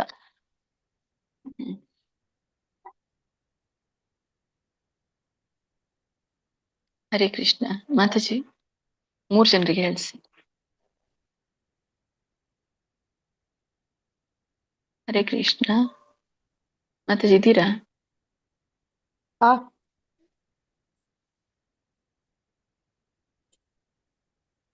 ಹರೇ ಕೃಷ್ಣ. ಎಲ್ಲಿವರೆಗೂ ಆಗಿತ್ತು? ಹರೇ ಕೃಷ್ಣ ಮಾತಾಜಿ ಹೇಳ. ಮಾತಾಜಿ 3 ಜನರಿಗೆ ಹೇಳಿಸಿ. ಕಾಲ್ ಬಂದಿತ್ತು ಮತ್ತೆ, ಸಾರಿ. ಹರ್ಷ ಪ್ರಭುಜಿ ಇದ್ದಾರ ಗೊತ್ತಿಲ್ಲ, ಮಾತಾಜಿ ಇದ್ದಾರ? ಹರ್ಷ, ಅನಂತ ದಯಾ ಗೋವಿಂದ್ ದಾಸ್ ಪ್ರಭುಜಿ, ರಾಜೇಶ್ವರಿ ಮಾತಾಜಿ. ಹರೇ ಕೃಷ್ಣ ಹೇಳಿ. ಹರೇ ಕೃಷ್ಣ. ಅನಂತ್ ಪ್ರಭುಜಿ. ಹರೇ ಕೃಷ್ಣ ಮಾತಾಜಿ. ಇಂದ್ರಿಯಾರ್ಥೇಶು ವೈರಾಗ್ಯಂ ಅನಹಂಕಾರ ಏವಚ ಜನ್ಮ ಮೃತ್ಯು ಜರಾ ವ್ಯಾಧಿ ದುಃಖ ದೋಷಾನುದರ್ಶನಂ. ರಾಜೇಶ್ವರಿ ಮಾತಾಜಿ ಹೇಳಿ ಮಾತಾಜಿ ಬೇಗ. ರಾಜೇಶ್ವರಿ ಮಾತಾಜಿ. ಹರೇ ಕೃಷ್ಣ ಮಾತಾಜಿ. ಇಂದ್ರಿಯಾರ್ಥೇಷು ವೈರಾಗ್ಯಂ ಅನಹಂಕಾರ ಏವಚ ಜನ್ಮ ಮೃತ್ಯು ಜರಾ ವ್ಯಾಧಿ ದುಃಖ ದೋಷಾನುದರ್ಶನಂ. ಹರೇ ಕೃಷ್ಣ ಮಾತಾಜಿ. ಧನ್ಯವಾದ. ಹರೇ ಕೃಷ್ಣ. ಸೌಮ್ಯಶ್ರೀ ಮಾತಾಜಿ ಬೇಗ ಹೇಳಿ. ಹರೇ ಕೃಷ್ಣ. ಹರೇ ಕೃಷ್ಣ ಮಾತಾಜಿ. ಇಂದ್ರಿಯಾರ್ಥೇಷು ವೈರಾಗ್ಯಂ ಅನಹಂಕಾರ ಏವಚ ಜನ್ಮ ಮೃತ್ಯು ಜರಾ ವ್ಯಾಧಿ ದುಃಖ ದೋಷಾನುದರ್ಶನಂ. ಹರೇ ಕೃಷ್ಣ ಮಾತಾಜಿ. ಧನ್ಯವಾದ. ಆಯ್ತು ಮಾತಾಜಿ. ಹರೇ ಕೃಷ್ಣ ಮಾತಾಜಿ. ಹರೇ ಕೃಷ್ಣ ಮಾತಾಜಿ. ಮುಂದಿನ ಶ್ಲೋಕಕ್ಕೆ ಹೋಗೋಣ. ಶ್ರೀಮದ್ ಭಗವದ್ಗೀತೆ ಅಧ್ಯಾಯ 13 10ನೇ ಶ್ಲೋಕ. ಅಸಕ್ತಿರನಭಿಷ್ವಂಗಃ ಪುತ್ರದಾರಗ್ರಹಾದಿಷು ನಿತ್ಯಂ ಚ ಸಮಚಿತ್ತಸ್ಯ ಸಮಚಿತ್ತತ್ವಂ ಇಷ್ಟಾನಿಷ್ಟೋಪಪತ್ತಿಷು. ಹರೇ ಕೃಷ್ಣ. ಇದ್ರೊಂದು ಉಚ್ಚಾರಣೆ. ಅಸಕ್ತಿರನ ಅಂತ ಹೇಳ್ತಾರೆ. ಇಲ್ಲಿ ಅಸಕ್ತಿರನ ಭಿಷ್ವಂಗ ಆಕ್ಚುಲಿ ಕೂಡಿ ಬರುತ್ತೆ. ಅಸಕ್ತಿರನ ಭಿಷ್ವಂಗ ಅಂತ ಹೇಳಿ. ಅಲ್ಲಿ ಗ್ಯಾಪ್ ಬರಲ್ಲ, ನ ಆದ್ಮೇಲೆ ಗ್ಯಾಪ್ ಬರಲ್ಲ. ಅಸಕ್ತಿರನ ಭಿಷ್ವಂಗ ಕೂಡಿನೇ ಬರುತ್ತೆ. ಅದು ನಾವು ಸ್ಪ್ಲಿಟ್ ಮಾಡ್ಬೇಕಷ್ಟೇ. ಅಂದ್ರೆ ಅಸಕ್ತಿರನ ಭಿಷ್ವಂಗ. ಸೊ ಹಾಗೆ ಪದ ಅಲ್ಲ ಅದು. ಅಲ್ಲಿ ಗ್ಯಾಪ್, ನಡುವಿರೋ ಗ್ಯಾಪ್ ಬರಬಾರ್ದು, ಕೂಡಿ ಇರ್ಬೇಕು. ನೋಡಿ, ನಿಮ್ಮ ಹತ್ರ ಪ್ರಿಂಟ್ ಔಟ್ ಇದ್ರೆ ಸರಿ ಮಾಡ್ಕೊಳ್ಳಿ. ಇಲ್ಲಿ ಬಿಡಿಸಿದಾಗ ಅಸಕ್ತಿ ಅನಭಿಷಂಗ ಅಂತ 2 ಪದ ಬರುತ್ತೆ. ಏನು? ಅಸಕ್ತಿ ಅನಭಿಶ್ವಂಗ. ಕೂಡಿ ಹೇಳಿ. ಅಸಕ್ತಿರನಭಿಶ್ವಂಗ. ಅಸಕ್ತಿ ಅನಭಿಶ್ವಂಗ ಅಂತ ಹೇಳ್ಬೋದು. ಅಥವಾ ಅಲ್ಲಿ ರ ಇದೆಯಲ್ಲ, ಅದು ಒಡೆದು ಏನಾಗ್ಬಿಡುತ್ತೆ, ವಿಸರ್ಗ ಆಗತ್ತೆ. ತೀಗೆ ಅಸಕ್ತಿಹಿ ವಿಸರ್ಗ ಆಗತ್ತೆ, ಮುಂದಿನ ಪದಕ್ಕೆ ಹೋಗುತ್ತೆ. ಅಸಕ್ತಿ ಅನಭಿಶ್ವಂಗ ಅಂತ ಆಗತ್ತೆ. ಅರ್ಥ ಆಗ್ತಾ ಇದೆ ಅನ್ಕೊಳ್ತೇನೆ. ಯಾವಾಗ ವಿಸರ್ಗ ಆಗತ್ತೆ, ಯಾವಾಗ ವಿಸರ್ಗ ಆದಾಗ ಮುಂದಿನ ಪದ ಏನ್ ಹೋಗುತ್ತೆ ಅನ್ನೋದು ಸ್ವಲ್ಪ ತಿಳಿದಿರ್ಬೋದು. ಈಗ ಮುಂದೆ ಹೋದಾಗ ಇನ್ನಷ್ಟು ತಿಳಿಯತ್ತೆ. ಅಸಕ್ತಿ ಅನಭಿಶ್ವಂಗ ಅಂತ ಹೇಳಿ, ಇದು ಅಸಕ್ತಿರನ ಬೇರೆ, ಭಿಶ್ವಂಗ ಬೇರೆ ಹೇಳ್ಬೇಡಿ. ಅರ್ಥ ಆಗ್ತಾ ಇದೆ ಅನ್ಕೋತೇನೆ ಎಲ್ರಿಗೂ. ಅಲ್ಲಿ ಕಾಣ್ತಾ ಇರೋದು ಏನು, ನಿಮ್ಮ ಸ್ಲೈಡ್ ಇದ್ರಲ್ಲಿ ಅದು ತಪ್ಪಾಗಿ ಗ್ಯಾಪ್ ಇದೆ, ಆ ಗ್ಯಾಪ್ ಕೊಡ್ಬಾರ್ದು. ಅಸಕ್ತಿ ಅನಭಿಶ್ವಂಗ ಅಂತ ಬರ್ಕೊಳ್ಳಿ ಅಲ್ಲಿ. ಪುತ್ರದಾರ ಗ್ರಹಾದಿಶು. ಇಲ್ಲಿ ಪುತ್ರದಾರ ಗ್ರಹ ಆದಿಶು ಅಂತ ಹೇಳಿ. ಪುತ್ರದಾರ ಗ್ರಹಾದಿಶು ಹೇಗಿದೆ ಹಾಗೆ ಹೇಳಿ. ನಿತ್ಯಂ ಚ ಸಮಚಿತ್ತತ್ವಂ. ನಿತ್ಯಂ ಚ ಸಮಚಿತ್ತತ್ವಂ ಇಷ್ಟಾನಿಷ್ಟೋಪಪತ್ತಿಷು. ಇಲ್ಲಿ ಇಷ್ಟ ಅನಿಷ್ಟ ಉಪಪತ್ತಿಷು ಅಂತ ಕರೀತಾರೆ. ಇಷ್ಟಾನಿಷ್ಟೋಪಪತ್ತಿಷು ಕೂಡಿ ಹೇಳ್ಬೋದು, ಅಥವಾ ಇಷ್ಟಾನಿಷ್ಟ ಅಂತ ಹೇಳಿ ಮತ್ತೆ ಉಪಪತ್ತಿಷು ಅಂತ ಹೇಳ್ಬೋದು. ಇಷ್ಟಾನಿಷ್ಟ ಒಂದು ಪದ, ಮತ್ತೆ ಅದು ಕೂಡಿ ಓ ಇದೆಯಲ್ಲ, ಅಲ್ಲಿ ಹೂ ಆಗತ್ತೆ. ಇಷ್ಟಾನಿಷ್ಟ ಉಪಪತ್ತಿಷು ಹೂ ಹಚ್ಬೇಕು ಅಲ್ಲಿ, ಉಪಪತ್ತಿಷು. ಇಲ್ಲಾಂದ್ರೆ ಕೂಡಿ ಹೇಳಿದ್ರೆ ಕೂಡಿ ಹೇಳಿ. ಇಷ್ಟಾನಿಷ್ಟೋಪಪತ್ತಿಷು ಅಂತ. ಓಕೆ, ಇದ್ರೊಂದು ಅರ್ಥ ತಿಳ್ಕೊಳ್ಳೋಣ. ಅಸಕ್ತಿ ಅನಭಿಶ್ವಂಗ. ಅಸಕ್ತಿ ಅಂತಂದ್ರೆ ಇಲ್ಲಿ ಅಸಕ್ತಿ, ನಿರಾಸಕ್ತಿಗೆ ಹೇಳ್ತಾ ಇರುವಂತದ್ದು. ಆಸಕ್ತಿ ಅಂತಂದ್ರೆ ಏನು? ಆಸಕ್ತಿ ಇರುವಂತದ್ದು. ಅಸಕ್ತಿ ಅಂದ್ರೆ ನಿರಾಸಕ್ತಿಗೆ ಅಸಕ್ತಿ ಅಂತ ಕರೀತಾರೆ. ನಿರಾಸಕ್ತಿ. ಅಥವಾ ಇಲ್ಲಿ ಇನ್ನೊಂದು ಈ ಲಿಪ್ತತೆ ಅಂತ ಹೇಳ್ತಾರಲ್ಲ, ಆ ಲಿಪ್ತತೆಗೆ ಅಸಕ್ತಿ ಅಂತ ಹೇಳ್ತಾರೆ. ಅಂಟ್ಕೊಳ್ಳೋದಕ್ಕೆ ಅಂಟ್ಕೊಂಡಿರ್ತೀವಲ್ಲ ನಾವು ಯಾವ್ದಕ್ಕಾದ್ರೂ ವಿಷಯ ವಸ್ತುಗಳಿಗೆ, ಅದಕ್ಕೆ ಅಸಕ್ತಿ ಅಂತ ಹೇಳ್ತಾರೆ. ಅನಭಿಶ್ವಂಗ. ಅನಭಿಶ್ವಂಗ ಅಂತಂದ್ರೆ ಅತಿಯಾದ ಮೋಹ ಇಲ್ಲದೆ ಇರುವಂತದ್ದು ಅಂತ. ಈಗ ಅತಿಯಾದ ಸಹವಾಸ ಇರುತ್ತೆ ನಮ್ಗೆ, ಮೋಹ ಇರುತ್ತೆ ಯಾವುದೇ ವ್ಯಕ್ತಿ ವಿಷಯದ ಬಗ್ಗೆ. ಸೊ ಅನಭಿಶ್ವಂಗ, ಮೋಹ ಇಲ್ಲದೆ ಇರುವಂತದ್ದು. ಪುತ್ರದಾರ ಗ್ರಹಾದಿಶು. ಈ ಮೋಹ ಎಲ್ಲಿ ಇರಬಾರ್ದು ಅನ್ನೋದನ್ನ 2ನೇ ಲೈನಲ್ಲಿ ಹೇಳ್ತಾರೆ. ಈ ಅನಭಿಶ್ವಂಗ ಅಂದ್ರೆ ಸಹವಾಸವಿರಬಾರ್ದು, ಮೋಹ ಇರಬಾರ್ದು. ಯಾರಲ್ಲಿ ಇರಬಾರ್ದು? ಪುತ್ರದಾರ ಗ್ರಹಾದಿಶು. ಪುತ್ರ ದಾರ ಅಂದ್ರೆ ಹೆಂಡತಿ, ಗ್ರಹಾದಿಶು ಅಂತಂದ್ರೆ ಈ ಒಂದು ಮನೆ ಮೊದಲಾದವುಗಳಲ್ಲಿ, ಮನೆ ಮಠ ಅಂತ ಕರಿತೀವಲ್ಲ ನಾವು, ಹಾಗೆ ಗ್ರಹಾದಿಶು. ಪುತ್ರ, ಪತ್ನಿ, ಮನೆ ಮೊದಲಾದವರಲ್ಲಿ ಮೋಹ ಇರಬಾರ್ದು. ನಿತ್ಯಂ ಚ ಸಮಚಿತ್ತತ್ವಂ. ನಿತ್ಯಂ ಅಂದ್ರೆ ಈ ಒಂದು ಸದಾ, ನಿರಂತರ. ಸಮಚಿತ್ತತ್ವಂ. ಸಮಚಿತ್ತತ್ವಂ ಅಂದ್ರೆ ಸಮಚಿತ್ತವಾಗಿರುವಂತದ್ದು, ಒಂದು ಮನಸ್ಸನ್ನ ಸಮವಾಗಿ ಇಟ್ಕೊಳ್ಳುವಂಥದ್ದು, ಸಮಾನ ಮನಸ್ಸು ಅಂತ ಹೇಳ್ತಾರೆ ಸಮಚಿತ್ತತ್ವಂ. ಇಷ್ಟಾನಿಷ್ಟೋಪಪತ್ತಿಷು ಅಂದ್ರೆ ಇಷ್ಟ ಅನಿಷ್ಟ ಉಪಪತ್ತಿಷು. ಇಷ್ಟ ಅಂದ್ರೆ ಇಷ್ಟವಾದದ್ದು ಇಲ್ಲಿ ಹೇಳ್ತಾ ಇರುವಂತದ್ದು. ಆಮೇಲೆ ಅನಿಷ್ಟ ಅಂತಂದ್ರೆ ಈ ಒಂದು ಇಷ್ಟ ಇಲ್ಲದೆ ಇರೋದನ್ನ ಅನಿಷ್ಟ ಅಂತ ಕರಿತೇವೆ ನಾವು ಅಲ್ಲ. ಸೊ ಇಷ್ಟವಾದದ್ದು, ಅನಿಷ್ಟವಾದಂತಹ ಒಂದು ಉಪಪತ್ತಿಷು. ಉಪಪತ್ತಿಷುಗೆ ಹೇಳ್ತಾ ಇರುವಂತದ್ದು ಘಟನೆಗಳು. ಅಂದ್ರೆ ನಮ್ಗೆ ಕೆಲವೊಮ್ಮೆ ಇಷ್ಟ ಅನಿಷ್ಟ ಪ್ರಾಪ್ತಿ ಆಗತ್ತಲ್ಲ ಘಟನೆಗಳ ಮೂಲಕ ಅದನ್ನ ಹೇಳ್ತಾ ಇರುವಂತದ್ದು ಉಪಪತ್ತಿಷು ಅಂತ ಹೇಳಿ. ಸೊ ಹೀಗೆ ಆಸಕ್ತಿ ಅನಭಿಶ್ವಂಗ ಅಂದ್ರೆ ಮನೆ ಕುಟುಂಬ ಸಂಬಂಧಗಳಲ್ಲಿ ಅತಿಯಾದ ಒಂದು ಅಂಟಿಕೊಳ್ಳುವುದು ಇಲ್ಲದೆ ಇರುವಂತದ್ದು, ಲಿಪ್ತತೆ ಇಲ್ಲದೆ ಇರುವಂತದ್ದು, ಪುತ್ರದಾರ ಗ್ರಹಾದಿಶು ಪುತ್ರ ಮನೆ ಮತ್ತೆ ಇದರ ಸಂಬಂಧಗಳಲ್ಲಿ ಮೋಹ ಇಲ್ಲದೆ ಇರುವಂತದ್ದು, ನಿತ್ಯಂ ಸಮಚಿತ್ತತ್ವ ಯಾವಾಗ್ಲೂ ಕೂಡ ಸಮಾನವಾದಂತ ಪ್ರಜ್ಞೆಯೊಂದಿಗೆ ಸಮಾನ ಮನಸ್ಸಿನೊಂದಿಗೆ ಇರುವಂತದ್ದು, ಇಷ್ಟಾನಿಷ್ಟೋಪಪತ್ತಿಶು ಇಷ್ಟವಾದ ಘಟನೆಗಳಾಗಲಿ ಅನಿಷ್ಟವಾದ ಘಟನೆಗಳಾಗಲಿ ಅವೆರಡುದ್ರಲ್ಲಿ ಸಮಚಿತ್ತವಾಗಿರುವಂತದ್ದು ಅಂದ್ರೆ ಒಂದೇ ತರನಾಗಿರುವಂತದ್ದು. ಇಷ್ಟ ಇಲ್ಲದೆ ಇದ್ರೆ ರೇಗುವಂಥದ್ದು, ಇಷ್ಟ ಆದ್ರೆ ಸಂತೋಷ ಪಡುವಂಥದ್ದು ಇಲ್ಲದೆ ಇರಬಾರ್ದು ಅಂತ ಹೇಳಿ. ಸೊ ಇವುಗಳು ಇವೆಲ್ಲ ಗುಣಗಳು, ಜ್ಞಾನದ ಗುಣಗಳನ್ನ ಹೇಳ್ತಾ ಇರುವಂತದ್ದು ಇವೆಲ್ಲ. 3 ಜನರಿಗೆ ಹೇಳಿಸಿ ಮಾತಾಜಿ. ಆಯ್ತು ಮಾತಾಜಿ. ಕೃಷ್ಣ. ಲಕ್ಷ್ಮೀ ಪ್ರಿಯ ಮಾತಾಜಿ, ಲಲಿತಾ ಪೂಜಾರಿ ಮಾತಾಜಿ, ಲೋಕಿಜೀವಿನಿ ಮಾತಾಜಿ ಹೇಳಿ ಮಾತಾಜಿ. ಹರೇ ಕೃಷ್ಣ. ಹರೇ ಕೃಷ್ಣ ಮಾತಾಜಿ. ಅಸಕ್ತಿರನಭಿಶ್ವಂಗಃ ಪುತ್ರಧಾರಾ ಗೃಹಾದಿಷು ನಿತ್ಯಂ ಚ ಸಮಚಿತ್ತತ್ವಂ ಇಷ್ಟಾನಿಷ್ಟೋಪಪತ್ತಿಷು. ಧನ್ಯವಾದಗಳು ಮಾತಾಜಿ. ಹರೇ ಕೃಷ್ಣ. ಹರೇ ಕೃಷ್ಣ. ಅಸಕ್ತಿರನಭಿಷ್ಟಂಗಃ ಪುತ್ರಧಾರಗ್ರಹಾದಿಷು ನಿತ್ಯಂ ಚ ಸಮಚಿತ್ತತ್ವಂ ಇಷ್ಟನಿಷ್ಟೋಪಪತ್ತಿಷು. ಹರೇ ಕೃಷ್ಣ.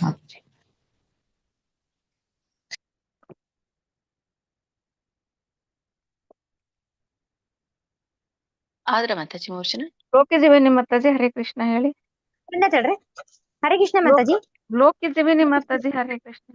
ಹರೇ ಕೃಷ್ಣ ಮಾತಾಜಿ.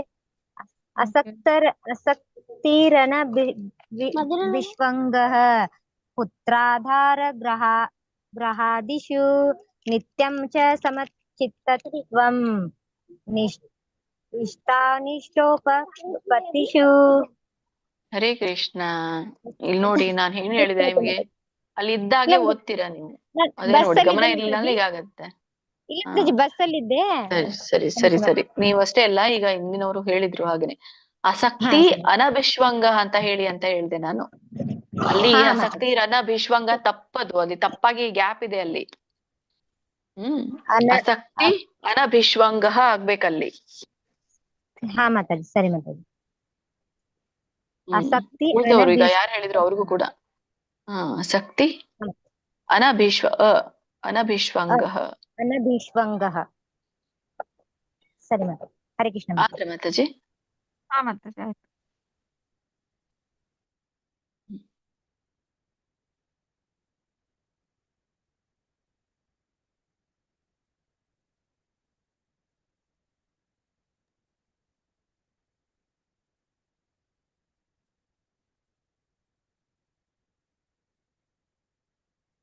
ಹರೇ ಕೃಷ್ಣ. ಶ್ರೀಮದ್ ಕೇಳಿಸ್ತಾ ಇದೆಯಾ? ಕೇಳಿಸ್ತಿದೆ ಮಾತಾಜಿ. ಕೇಳಿಸ್ತಾ ಇದೆ. ಹರೇ ಕೃಷ್ಣ. ಹರೇ ಕೃಷ್ಣ. ಶ್ರೀಮದ್ ಭಗವದ್ಗೀತೆ ಅಧ್ಯಾಯ 13 11ನೇ ಶ್ಲೋಕ.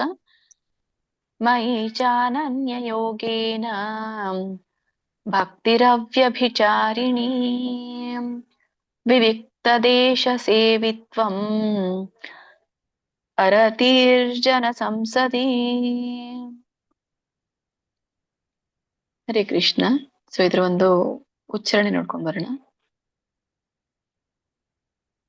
ಮಯಿ ಚ ಅನನ್ಯ ಯೋಗೇನ ಹೀಗೆ ಬರುತ್ತೆ. ಮಯಿ ಚ ಚಾನನ್ಯ ಯೋಗೇನ ಇದೆಯಲ್ಲ, ಚ ಅನನ್ಯ ಯೋಗೇನ ಅಂತ 2 ಪದಗಳು ಬರುತ್ತಲ್ಲಿ. ಚ ಅನನ್ಯ ಯೋಗೇನ, ಮಯಿ ಚಾನನ್ಯ ಯೋಗೇನ ಹಾಗೆ ಹೇಳ್ಬಹುದು. ಆಮೇಲೆ ಭಕ್ತಿರವ್ಯಭಿಚಾರಿಣಿ ಇಲ್ಲಿ 2 ಪದಗಳಾಗುತ್ತೆ. ಭಕ್ತಿ ಅವ್ಯಭಿಚಾರಿಣಿ. ನೋಡಿ ಇಲ್ಲಿ ರ ಇದೆಯಲ್ಲ, ರ ಒಡೆದಾಗ ಹಿಂದಿನ ಪದಕ್ಕೆ ಹೋಗಿ ವಿಸರ್ಗ ಆಗತ್ತೆ, ಮುಂದಿನ ಪದಕ್ಕೆ ಹೋಗಿ ಆಗತ್ತೆ. ರವನ್ನ ರ ಮಾತ್ರ. ಭಕ್ತಿರವ್ಯಭಿಚಾರಿಣಿ. ಇಲ್ಲಿ ಭಕ್ತಿ ಅವ್ಯಭಿಚಾರಿಣಿ ಅಂತ ಹೇಳ್ಬೇಕು. ಭಕ್ತಿ ಅವ್ಯಭಿಚಾರಿಣಿ. ಆಮೇಲೆ 3ನೇ ಪದ, 3ನೇ ಲೈನ್ ಅಲ್ಲಿ ವಿವಿಕ್ತ ದೇಶೇ ಸೇವಿತ್ವಂ. ಇಲ್ಲಿ 3 ಪದ ಇದೆ. ವಿವಿಕ್ತ ದೇಶ ಸೇವಿತ್ವಂ. ಸೊ ಹಾಗೆ ಹೇಳಿ. ಅರತಿರ್ ಜನ ಸಂಸದಿ. ಇದು ಬಿಡಿಸಿದಾಗ ಅರತಿಹಿ ಜನ ಸಂಸದಿ ಅಂತ ಆಗತ್ತೆ. ಅಲ್ಲಿ ಏನು ಜಕ್ಕೆ ಅರ್ಕಾವಳಿ ಇದೆಯಲ್ಲ, ಹಿಂದಿನ ಪದಕ್ಕೆ ಹೋಗಿ ವಿಸರ್ಗ ಆಗತ್ತೆ, ಅರತಿಹಿ ಅಂತ ಆಗತ್ತೆ. ಮುಂದಿನ ಪದ ಅಲ್ಲಿ ಅರ್ಕಾವಳಿ ಬರಲ್ಲ, ಜನ ಅಂತ ಆಗತ್ತೆ. ಅರತಿ ಜನ ಸಂಸದಿ ಅಂತ ಹೇಳಿ. ಓಕೆ, ಇದ್ರ ಒಂದು ಅರ್ಥನ ತಿಳ್ಕೊಳ್ಳೋಣ. ಮೈ ಮೈ ಅಂದ್ರೆ ನನ್ನಲ್ಲೇ ಅಂತ ಹೇಳ್ತಾ ಇರುವಂತದ್ದು, ನನ್ನಲ್ಲೇ. ಮತ್ತು ಅನನ್ಯ ಯೋಗೇನ. ಸೊ ಅನನ್ಯ ಯೋಗೇನ ಅಂತಂದ್ರೆ ಈ ತರ ಒಂದು ವಸ್ತುಗಳಲ್ಲಿ ಮನಸ್ಸನ್ನ ಇಡದೆ, ನ ಅನ್ಯ ಅಂತ ಹೇಳಿ ಬೇರೆ ಎಲ್ಲಿನೂ ಕೂಡ ಮನಸ್ಸನ್ನ ಇಡದೆ, ಭಕ್ತಿ ಭಕ್ತಿ ರವ್ಯಭಿಚಾರಿಣಿ. ಭಕ್ತಿ ಅಂದ್ರೆ ಭಕ್ತಿ ಭಾವನೆ ಇರುವಂತದ್ದು. ಹೀಗೆ ಅವ್ಯಭಿಚಾರಿಣಿ ಅವ್ಯಭಿಚಾರಿಣಿ ಅಂತ ಹೇಳ್ತಾ ಇರುವಂತದ್ದು ಈ ಒಂದು ಅಚಲವಾದಂಥದ್ದು. ಅವ್ಯಭಿಚಾರಿಣಿ ಅಂತ ಹೇಳ್ತಾ ಇರುವಂತದ್ದು ಚ್ಯುತಿ ಇಲ್ಲದೆ ಅಂತ ಹೇಳಿ. ಈ ಒಂದು ಭಕ್ತಿ ಅವ್ಯಭಿಚಾರಿಣಿ ಅಂದ್ರೆ ಭಕ್ತಿಯಲ್ಲಿ ಯಾವುದೇ ಚ್ಯುತಿ ಇಲ್ಲದೆ, ಭಕ್ತಿಯಲ್ಲಿ ಯಾವುದೇ ಒಂದು ಅಚಲತೆ ಇಲ್ಲದೆ ಅಂತ ಹೇಳಿ, ಅಚಲವಾಗಿರುವಂತದ್ದು ಅಂತ ಹೇಳ್ತಾರೆ, ಸ್ಥಿರವಾಗಿರುವಂತದ್ದು ಅಂತ ಹೇಳ್ತಾರೆ. ವಿವಿಕ್ತ ದೇಶ ಸೇವಿತ್ವಂ. ವಿವಿಕ್ತ ಅಂತಂದ್ರೆ ಇಲ್ಲಿ ಈ ಒಂದು ಏಕಾಂತ ಸ್ಥಳ ಅಂತ ಹೇಳ್ತಾರಲ್ಲ, ಅದಕ್ಕೆ ವಿವಿಕ್ತ ಅಂತ ಇಲ್ಲಿ ಹೇಳ್ತಾರೆ. ಒಂಟಿತನದ ಒಂದು ಸ್ಥಳ, ದೇಶ ಅದೇ ಸ್ಥಳ, ಏಕಾಂತದ ಸ್ಥಳ. ಸೇವಿತ್ವಂ, ಇಲ್ಲಿ ಸೇವಿತ್ವಂ ಅಂತ ಹೇಳ್ತಾ ಇರುವಂತದ್ದು ಈ ಒಂದು ಹಂಬಲಕ್ಕೆ ಹೇಳ್ತಾರೆ, ಮತ್ತೆ ಇನ್ನೊಂದು ಆಸಕ್ತಿ ಕೂಡ ಹೇಳ್ತಾರೆ. ಸೇವಿತ್ವಂ ಆಸಕ್ತಿ, ಏಕಾಂತ ಸ್ಥಳದಲ್ಲಿ ಆಸಕ್ತಿ ಅಂತ ಈ ತರ ಹೇಳುವಂಥದ್ದು ಇದನ್ನ. ಆಮೇಲೆ ಅರತಿಹಿ, ಅರತಿಹಿ ಅಂತ ಬರುತ್ತೆ. ಅರತಿಹಿ ಅಂದ್ರೆ ಅನಾಸಕ್ತಿ, ಆಸಕ್ತಿ ಇಲ್ಲದೆ ಇರುವಂತದ್ದು ಅರತಿಹಿ, ಅನಾಸಕ್ತಿ. ಆಮೇಲೆ ಜನಸಂಸದಿ, ಎಲ್ಲಿ ಅನಾಸಕ್ತಿ ಇರ್ಬೇಕು? ಜನಸಂಸದಿಯಲ್ಲಿ, ಜನಸಾಮಾನ್ಯರಲ್ಲಿ, ಜನ ಸಮೂಹದಲ್ಲಿ, ಗದ್ದಲದಲ್ಲಿ ಆಸಕ್ತಿ ಇಲ್ಲದೆ ಇರುವಂತದ್ದು ಅಂತ ಈ ತರ ಇಲ್ಲಿ ಹೇಳ್ತಾರೆ.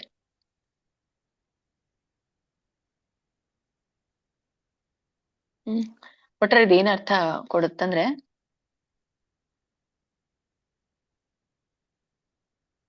ಈ ಒಂದು ಭಗವಂತ ಹೇಳ್ತಾರೆ, ಮೈ ಅನನ್ಯ ಯೋಗೇನ, ನನ್ನ ಮೇಲಿನ ಅನನ್ಯ ಭಕ್ತಿ ಯೋಗದ ಮೂಲಕ ಭಕ್ತಿ ರವ್ಯಭಿಚಾರಿಣಿ, ಭಕ್ತಿಯಲ್ಲಿ ಸ್ಥಿರವಾಗಿ, ವಿವಿಕ್ತ ದೇಶೇ ಏಕಾಂತ ಸ್ಥಳವನ್ನ ಅರಿಸಿ, ಸೇವಿತ್ವಂ ಅಂದ್ರೆ ಜನ ಸಮುದಾಯದ ಗದ್ದಲದಿಂದ ಅಥವಾ ಈ ಜನಸಾಮಾನ್ಯರಿಂದ ವಿರಕ್ತಿಯನ್ನ ಪಡೆದು, ಅರತಿ ಜನಸಂಸದಿ ಅಂದ್ರೆ ಅದೇ ಜನಸಾಮಾನ್ಯ ವಿರಕ್ತಿಯನ್ನ ಪಡೆಯುವಂಥದ್ದು. ಈ ಎಲ್ಲ ಗುಣಗಳು ಜ್ಞಾನ ಅಂತ ಹೇಳಿ ನಾನು ಘೋಷಿಸ್ತೇನೆ ಅಂತ ಮತ್ತೆ ಮುಂದೆ ಬರುತ್ತೆ. ಘೋಷಣೆ ಅಂದ್ರೆ ಏನು ಅಂತ ಮುಂದೆ ಬರುತ್ತೆ. ಸೊ ಇವು ಒಬ್ಬ ಜ್ಞಾನಿಯ ಎಲ್ಲಿ ಇರುವಂತಹ ಗುಣಗಳು ಅಂತ ಹೇಳ್ತಾರೆ. ಸೊ ಇನ್ನೊಂದು ಕೂಡ ನಾನು ಈಗಲೇ ಹೇಳ್ತೀನಿ, ಶ್ಲೋಕ, ಕೊನೆಯ ಶ್ಲೋಕ, ಆಮೇಲೆ ಮೂರ್ ಜನರಿಗೆ ಹೇಳಿಸಿ. ಇವೆಲ್ಲ ಕೂಡ ಲಿಂಕ್ ಇದೆ ಶ್ಲೋಕಕ್ಕೆ. ಶ್ರೀಮದ್ ಭಗವದ್ಗೀತೆ ಅಧ್ಯಾಯ 13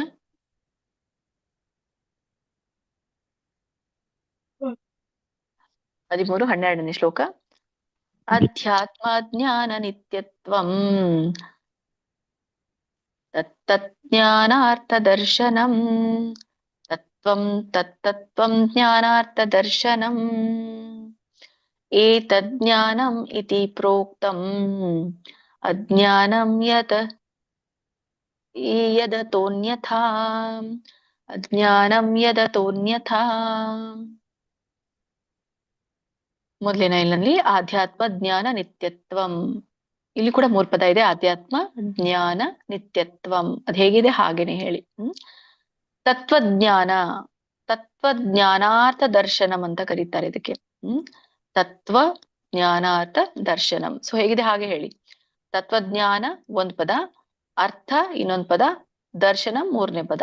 ತತ್ವಜ್ಞಾನ ಜ್ಞಾನಾರ್ಥ ಅಲ್ಲಿವರೆಗೂ ಹೇಳಿ. ತತ್ವಜ್ಞಾನಾರ್ಥ 1 ಪದ ಮಾಡಿ, ದರ್ಶನಂ 2ನೇ ಪದ ಮಾಡಿ.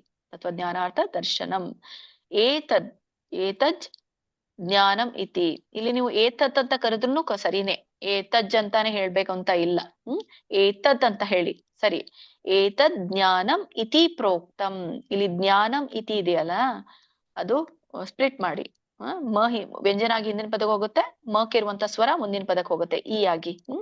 ಜ್ಞಾನಂ ಇತಿ ಪ್ರೋಕ್ತಂ, ಯಾಕಂದ್ರೆ ಬಿಡಿಸಿದಾಗ ಅದು ಜ್ಞಾನಮಿತಿ ಪ್ರೋಕ್ತಂ ಅಂದ್ರೆ ಮತ್ತೆ ರಾಗ ನಿಮ್ಗೆ ಇದಾಗತ್ತೆ.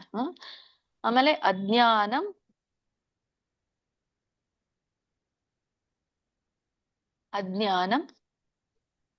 ಯದತೋನ್ಯತಾ.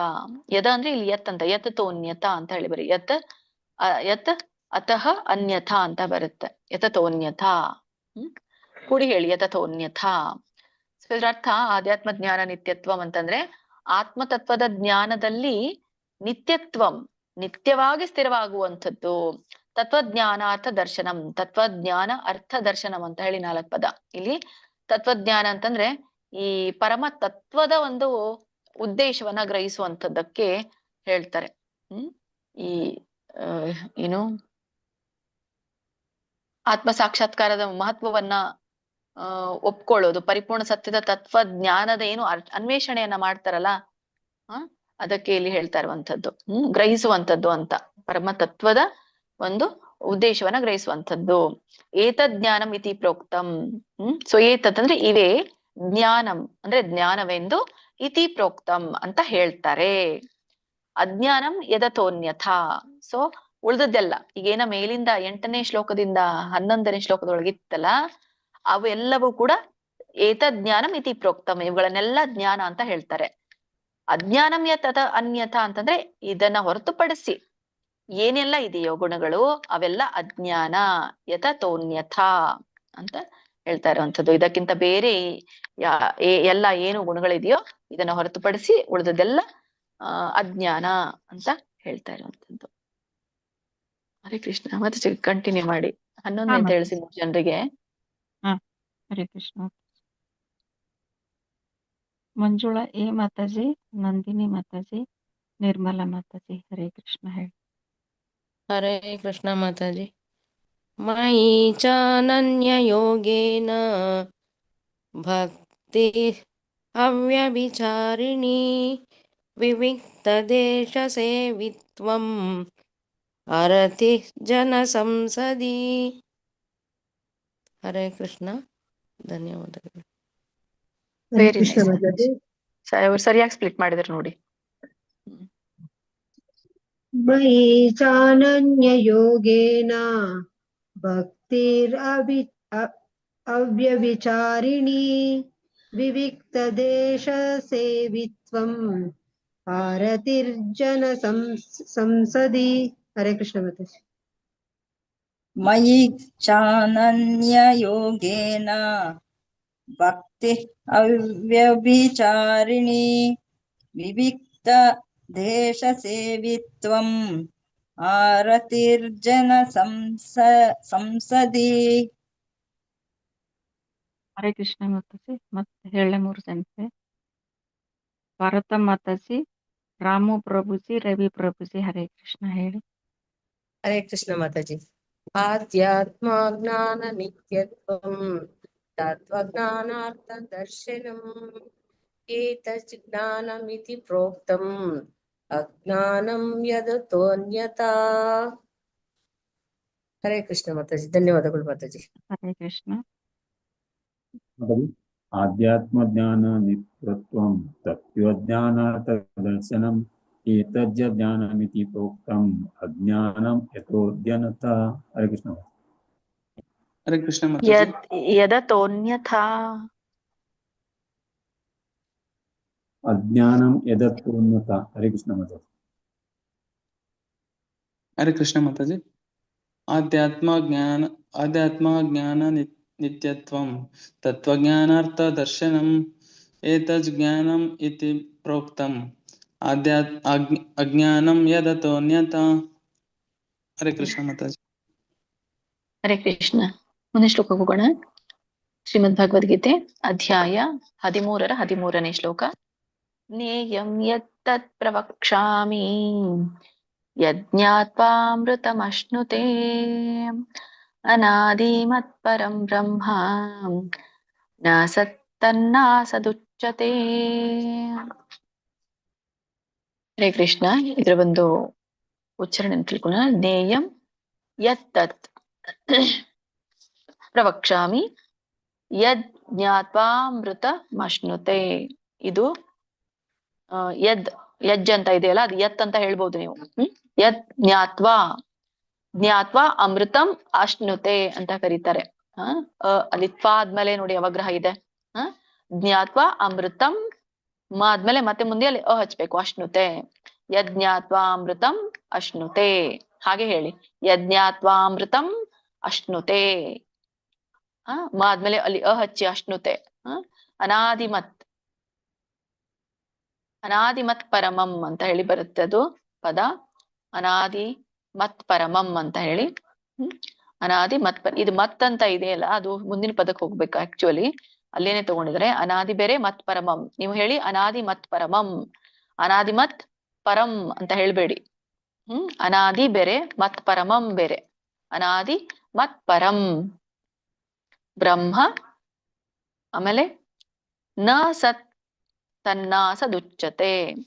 ನ ಸತ್ ಒಂದ್ ಪದ. ಆಮೇಲೆ ಇಲ್ಲಿ ತನ್ನಾಸದುಚ್ಯತೆ ಅಂತ ಇದೆಯಲ್ಲ ಇದನ್ನ ಬಿಡಿಸಿದಾಗ ಅಸತ್ ಉಚ್ಯತೆ ಅಂತ ಹೇಳಿ. ನ ಸತ್ ತನ್ನಾಸದುಚ್ಯತೆ.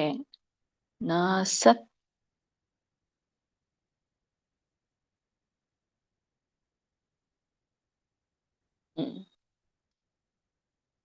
ಇದನ್ನ ಬಿಡಿಸಿದಾಗ ಅಸತ್ ಉಚ್ಯತೆ ಅಂತ ಆಗುತ್ತೆ. ನೀವು ಹಾಗೆ ಹೇಳಿ ತನ್ನಾಸದುಚ್ಯತೆ ಅಂತ ಹೇಳಿ. ಇದರ ಒಂದು ಅರ್ಥ ತಿಳ್ಕೊಂಡ್ ಬರೋಣ. ಜ್ಞೇಯಂ ಜ್ಞೇಯಂ ಅಂತಂದ್ರೆ ಏನು? ತಿಳ್ಕೊಳ್ಬೇಕಾಗಿರುವಂತ ವಿಷಯಕ್ಕೆ ಜ್ಞೇಯ ಅಂತ ಹೇಳ್ತಾರೆ. ತಿಳಿಯಬೇಕಾದ ವಸ್ತು. ಅದಕ್ಕೆ ಜ್ಞೇಯಂ. ಯತ್ತತ್ ಪ್ರವಕ್ಷ್ಯಾಮಿ. ಅದನ್ನ ಈಗ ವಿವರಿಸ್ತೇನೆ. ನೀನ್ ತಿಳ್ಕೊಳ್ಬೇಕಾಗಿರುವಂತ ಏನಿದೆಯೋ ಅದನ್ನ ನನಗೆ ವಿವರಿಸ್ತೇನೆ. ಯತ್ತತ್ ಪ್ರವಕ್ಷ್ಯಾಮಿ. ಪ್ರವಕ್ಷ್ಯಾಮಿ ಅಂದ್ರೆ ಇಲ್ಲಿ ಹೇಳ್ತಾ ಇರುವಂತದ್ದು ವಿವರಿಸ್ತೇನೆ ಅಂತ. ಯದ್ ಜ್ಞಾತ್ವಾ. ಯದ್ ಅಂದ್ರೆ ಅದನ್ನ, ಜ್ಞಾತ್ವಾ ಅಂದ್ರೆ ತಿಳಿದ ಮೇಲೆ. ಅಮೃತಂ ಅಶ್ನುತೆ.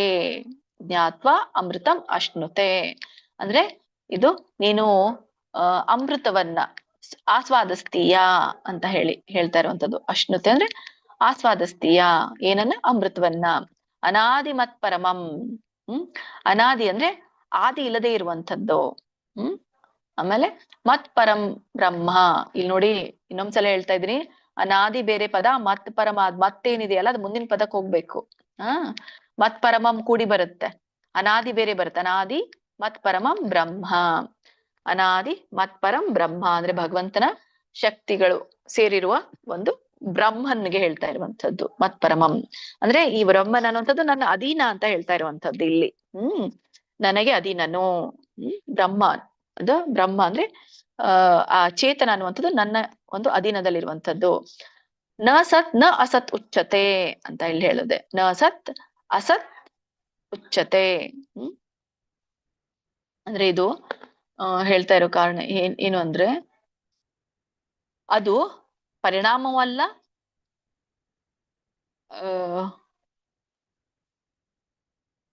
ಈ ಒಂದು ಜಗತ್ತಿನ ಒಂದು ಕಾರ್ಯಕಾರಣದ ಆಚೆ ಇರುವಂತದ್ದು ಅಂತ ಹೇಳ್ತಾರೆ ಇಲ್ಲಿ. ಬೆಟರ್ ವರ್ಡ್ ನಿಮ್ಗೆ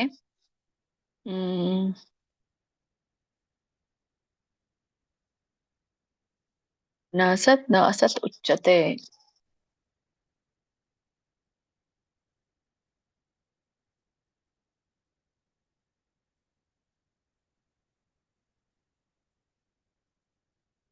ಅಂದ್ರೆ ಅದು ಕಾರಣವೂ ಅಲ್ಲ ಪರಿಣಾಮವೂ ಅಲ್ಲ ಅಂತ ಹೇಳಲಾಗಿದೆ ಅಂತ ಇಲ್ಲಿ ಹೇಳ್ತಾರೆ. ಅಂದ್ರೆ ಪರಮ ಸ್ವರೂಪವಾಗಿದ್ದು ಅಂತ. ಕಾರಣನೂ ಅಲ್ಲ ಪರಿಣಾಮವೂ ಅಲ್ಲ ಅಂತಂದ್ರೆ ಈಗ ಏನೇನ್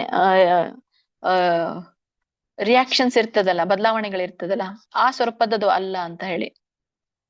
ನನ್ನ ಪರಮ ಸ್ವರೂಪವಾಗಿದ್ದು ಕಾರಣವೂ ಅಲ್ಲ ಪರಿಣಾಮವೂ ಅಲ್ಲ ಅದು ಅಂತ ಹೇಳಿ. ಅಂದ್ರೆ ಭಗವಂತನೇ ಕಾರಣ ಅದಕ್ಕೆಲ್ಲ ಅಂತ ಹೇಳ್ತಾ ಇರುವಂತದ್ದು. ಅಂದ್ರೆ ಇದು ಅರ್ಥ ಏನು ಕೊಡುತ್ತೆ ಅಂದ್ರೆ ತಿಳಿಯಬೇಕಾದಂತ ಪರಮ ತತ್ವವನ್ನ ಈಗ ಹೇಳ್ತೇನೆ. ಸೊ ಇದನ್ನ ನೀನ್ ತಿಳಿದ್ರೆ ನಿನ್ನ ಜೀವನವು ಅಮೃತವನ್ನ ಹೊಂದುತ್ತದೆ ಅಂತ ಇಲ್ಲಿ ಹೇಳ್ತಾ ಹಾಗೆ. ಸೊ ನೀ ಅಮೃತವನ್ನ ಸವಿತೀಯಾ. ಆ ಬ್ರಹ್ಮನ್ ಆರಂಭವಿಲ್ಲದ ನನ್ನ ಒಂದು ಪರಮ ಸ್ವರೂಪವಾಗಿದೆ. ಸೊ ಇದು ಕಾರಣ ಅಕಾರಣದ ಆಚೆಗೆ ಇದೆ ಅಂತ ಇಲ್ಲಿ ಹೇಳ್ತಾ ಇರುವಂತದ್ದು. ಅದಕ್ಕೆ 6, 7 ಮಾತಾಜಿ 3 ಜನರಿಗೆ ಹೇಳಿಸಿ. ಮಾತಾಜಿ ಇದು ಲಾಸ್ಟ್ ಸೋಕನಾ? ಲಾಸ್ಟ್. ಮತ್ ಲಾಸ್ಟ್ ಇನ್ನೊಂದು 6 ಜನ 5 ಜನ ಇದ್ದಾರೆ ಮಾತಾಜಿ, ಹೇಳಿಸ್ಬಿಡ್ತೀನಿ. ಹೇಳಿಸ್ಬಿಡಿ ಅವ್ರಿಗೇನೆ. ಓಕೆ ಸರಿ. ಹರೇ ಕೃಷ್ಣ. ರೂಪಾ ಮಾತಾಜಿ, ಶಶಿಕಲಾ ಮಾತಾಜಿ, ಶ್ರುತಿ ಮಾತಾಜಿ, ಉಮಾದೇವಿ ಮಾತಾಜಿ, ವೆಂಕಟೇಶ್ ಪ್ರಭುಜಿ, ಹರೇ ಕೃಷ್ಣ ಹೇಳಿ. ವಿಜಯ ಪ್ರಭುಜಿ ಹೇಳಿದ್ದೀರಾ ಅನ್ಕೋತೇನೆ, ಗೊತ್ತಿಲ್ಲ. ಹರೇ ಕೃಷ್ಣ ಮಾತಾಜಿ, ನಾನಿದ್ದೇನೆ. ಹೇಳಿ ಮಾತಾಜಿ. ಶ್ಲೋಕ 13. ಜ್ಞೇಯಂ ಯತ್ತತ್ ಪ್ರವಕ್ಷ್ಯಾಮಿ ಯಜ್ಞಾತ್ವಾ ಅಮೃತಂ ಅಶ್ನುತೆ ಅನಾದಿ ಮತ್ಪರಮಂ ಬ್ರಹ್ಮ ನ ಸತ್ತನ್ನಾಸದುಚ್ಯತೆ. ಇಲ್ಲಿ ಅನಾದಿಂ ಅಂತ ಹೇಳ್ಬಿಡಿ ಮಾತಾಜಿ, ಅನಾದಿ ಅಷ್ಟೇ ಅಲ್ಲಿ ಪದ. ಅದು ಮ ಏನಿದೆಯಲ್ಲ ಮತ್ ಪರಮ ಮುಂದೆ ಹೋಗುತ್ತೆ. ಅನಾದಿ ಮತ್ ಪರಮಂ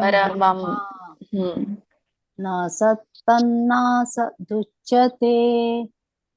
ಹರೇ ಕೃಷ್ಣ ಮಾತಾಜಿ, ಧನ್ಯವಾದಗಳು. ಹರೇ ಕೃಷ್ಣ ಮಾತಾಜಿ. ಶ್ಲೋಕ 13. ಜ್ಞೇಯಂ ಯತ್ತತ್ ಪ್ರವಕ್ಷ್ಯಾಮಿ ಯತ್ ಜ್ಞಾತ್ವಾ ಅಮೃತಂ ಉಷ್ಣುತೆ ಅನಾದಿ ಮತ್ಪರಂ ಬ್ರಹ್ಮ ನ ಸತ್ತನ್ನಾಸದುಚ್ಯತೆ. ನೀವು ಅಲ್ಲಿ ಗ್ಯಾಪ್ ಕೊಡ್ಬೇಡಿ. ಅದು ಲಾಸ್ಟ್ ಪದ ಇದೆಯಲ್ಲ, ಲಾಸ್ಟ್ ಲೈನು, ನ ಸತ್ತನ್ನಾಸದುಚ್ಯತೆ ಕೊಡ್ಬೇಡಿ. ಅಲ್ಲಿ ತ ವ್ಯಂಜನ ಇದ್ದಾಗ ಮುಂದಿನ ಪದ ಒತ್ತಕ್ಷರ ಬಂದಾಗ ಹೇಳ್ಬೇಕು. ನ ಸತ್ತನ್ನಾಸದುಚ್ಯತೆ, ನ ಸತ್ತನ್ನಾಸದುಚ್ಯತೆ ಹೀಗೆ ಬರುತ್ತೆ ಅದು ಪದ. ನ ಸತ್ತನ್ನಾಸದುಚ್ಯತೆ. ಸತ್ತನ್ನಾಸದುಚ್ಯತೆ. ಮತ್ತೆ ಅಲ್ಲಿ ತ ಎರಡು ಹೇಳ್ಬೇಡಿ, ಗ್ಯಾಪೇ ಬಿಡ್ಬಾರ್ದು ಅಲ್ಲಿ. ನ ಗ್ಯಾಪ್ ಬಿಡಿ. ನ ಸತನ್ನಾಸದುಚ್ಯತೆ, ಸತನ್ನಾಸದುಚ್ಯತೆ. ನೋಡಿ ಅಲ್ಲಿ ತಕ್ಕೆ ತ ಒತ್ತು ಬರ್ಬೇಕು, ಹಾಗೆ ಹೇಳ್ಬೇಕು. ಸತ್ತನ್ನಾಸದುಚ್ಯತೆ. ಹರೇ ಕೃಷ್ಣ. ಹರೇ ಕೃಷ್ಣ ಮಾತಾಜಿ. ಶ್ಲೋಕ 13.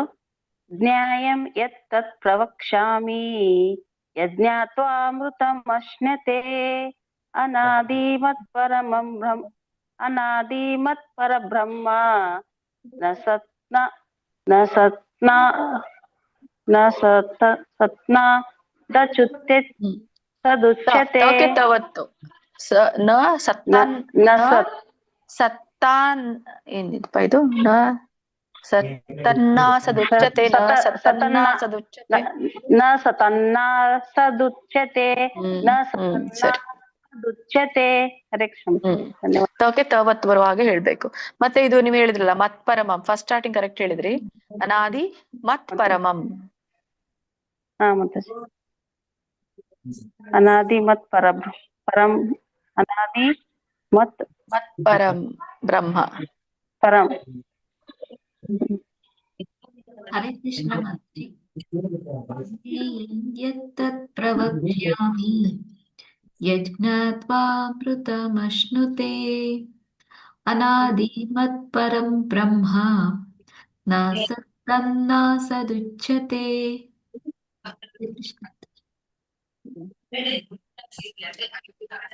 ಹರೇ ಕೃಷ್ಣ. ಆದ್ರೆ ಮಾತಾಜಿ. ಹರೇ ಕೃಷ್ಣ ಹೇಳಿ ಮಾತಾಜಿ, ಬೇಗ ಬೇಗ ಹೇಳಿ ಮಾತಾಜಿ. ಶ್ಲೋಕ ಹೇಳಿ 13. ಮಾತಾಜಿ ಹೇಳಿ. ಯತ್ತತ್ ಪ್ರವಕ್ಷ್ಯಾಮಿ ಯಜ್ಞಾತ್ವಂ ಅಮೃತಮಶ್ನುತೆ ಅನಾದಿ ಮತ್ಪರಂ ಬ್ರಹ್ಮ ನ ಸತ್ತನ್ನಾಸದುಚ್ಯತೆ. ಸರಿವಾಯ್ತಾ ಮಾತಾಜಿ? ಎರಡನೇ ಲೈನು ಮೂರನೇ ಲೈನು ಸ್ವಲ್ಪ ಇದಾಯ್ತು, ಇನ್ನೊಮ್ಮೆ ನೋಡ್ಕೊಳ್ಳಿ ನೀವು ಅದನ್ನ ಯೂಟ್ಯೂಬ್ ಅಲ್ಲಿ.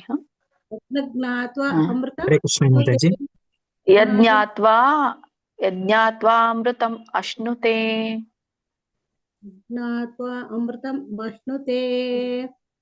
ಸರಿವಾಯ್ತಾ ಮಾತಾಜಿ? ಅಲ್ಲಿ ಮಶ್ನುತೆ ಅಂತ ಹೇಳ್ಬೇಡಿ, ಅಶ್ನುತೆ ಅಂತ ಹೇಳ್ಬೇಕು. ಅಲ್ಲಿ ಹಿಂದಿನ ಪದಕ್ಕೆ ಹೋಗುತ್ತಲ್ಲ, ಅಮೃತಂ. ಯಜ್ಞಾತ್ವಾ ಅಮೃತಂ ಅಶ್ನುತೆ. ಯಜ್ಞಾತ್ವಾ ಅಮೃತಂ ಅಶ್ನುತೆ. ಇದು ಸರಿ. ನೆಕ್ಸ್ಟ್ ಹೇಳಿ. ಹರೇ ಕೃಷ್ಣ ಮಾತಾಜಿ. ಶ್ಲೋಕ 13. ಜ್ಞೇಯಂ ಯತ್ತತ್ ಪ್ರವಕ್ಷ್ಯಾಮಿ ಯಜ್ಞಾತ್ವಾಮೃತಮಶ್ನುತೆ ಅನಾದಿ ಮತ್ಪರಮಂ ಬ್ರಹ್ಮಂ ನ ಸತ್ತನ್ನಾಸದುಚ್ಯತೆ. ಅಲ್ಲಿ ಬ್ರಹ್ಮ ಅಮ್ಮ ಬರಲ್ಲ ಪ್ರಭುಜಿ, ಅವಗ್ರಹ ಇಲ್ಲ, ಅನುಸ್ವಾರ ಇಲ್ಲ, ಬ್ರಹ್ಮ ಅಷ್ಟೇ. ಹರೇ ಕೃಷ್ಣ ಮಾತಾಜಿ. ಬ್ರಹ್ಮ. ಹರೇ ಕೃಷ್ಣ. ಆಯ್ತಾ ಮಾತಾಜಿ? ಎಲ್ಲ ಹೇಳಿದ್ರೆ ಎಲ್ರು ಆಯ್ತಾ? ಹರೇ ಕೃಷ್ಣ. ಆಯ್ತು ಮಾತಾಜಿ. ಹರೇ ಕೃಷ್ಣ. ಹರೇ ಕೃಷ್ಣ. ಧನ್ಯವಾದಗಳು ಎಲ್ಲ ಮಾತಾಜಿ ಪ್ರಭುಜಿಗಳಿಗೆ. ಧನ್ಯವಾದಗಳು ಮಾತಾಜಿ. ಹರೇ ಕೃಷ್ಣ. ಧನ್ಯವಾದ. ಧನ್ಯವಾದಗಳು ಹರೇ ಸುಮಂಗಲ ಕೃಷ್ಣ ಮಾತಾಜಿ. ಮಾತಾಜಿ ಧನ್ಯವಾದಗಳು ಮಾತಾಜಿ. ವಾಂಛಾಕಲ್ಪತರುಭ್ಯಶ್ಚ ಕೃಪಾ ಸಿಂಧುಭ್ಯೇವ ಚ ಪತಿತಾನಾಂ ಪಾವನೇಭ್ಯೋ ವೈಷ್ಣವೇಭ್ಯೋ ನಮೋ ನಮಃ. अनंत कोटि वैष्णव वृंद की जय। श्रील प्रभुपाद की जय। श्रील गुरुदेव की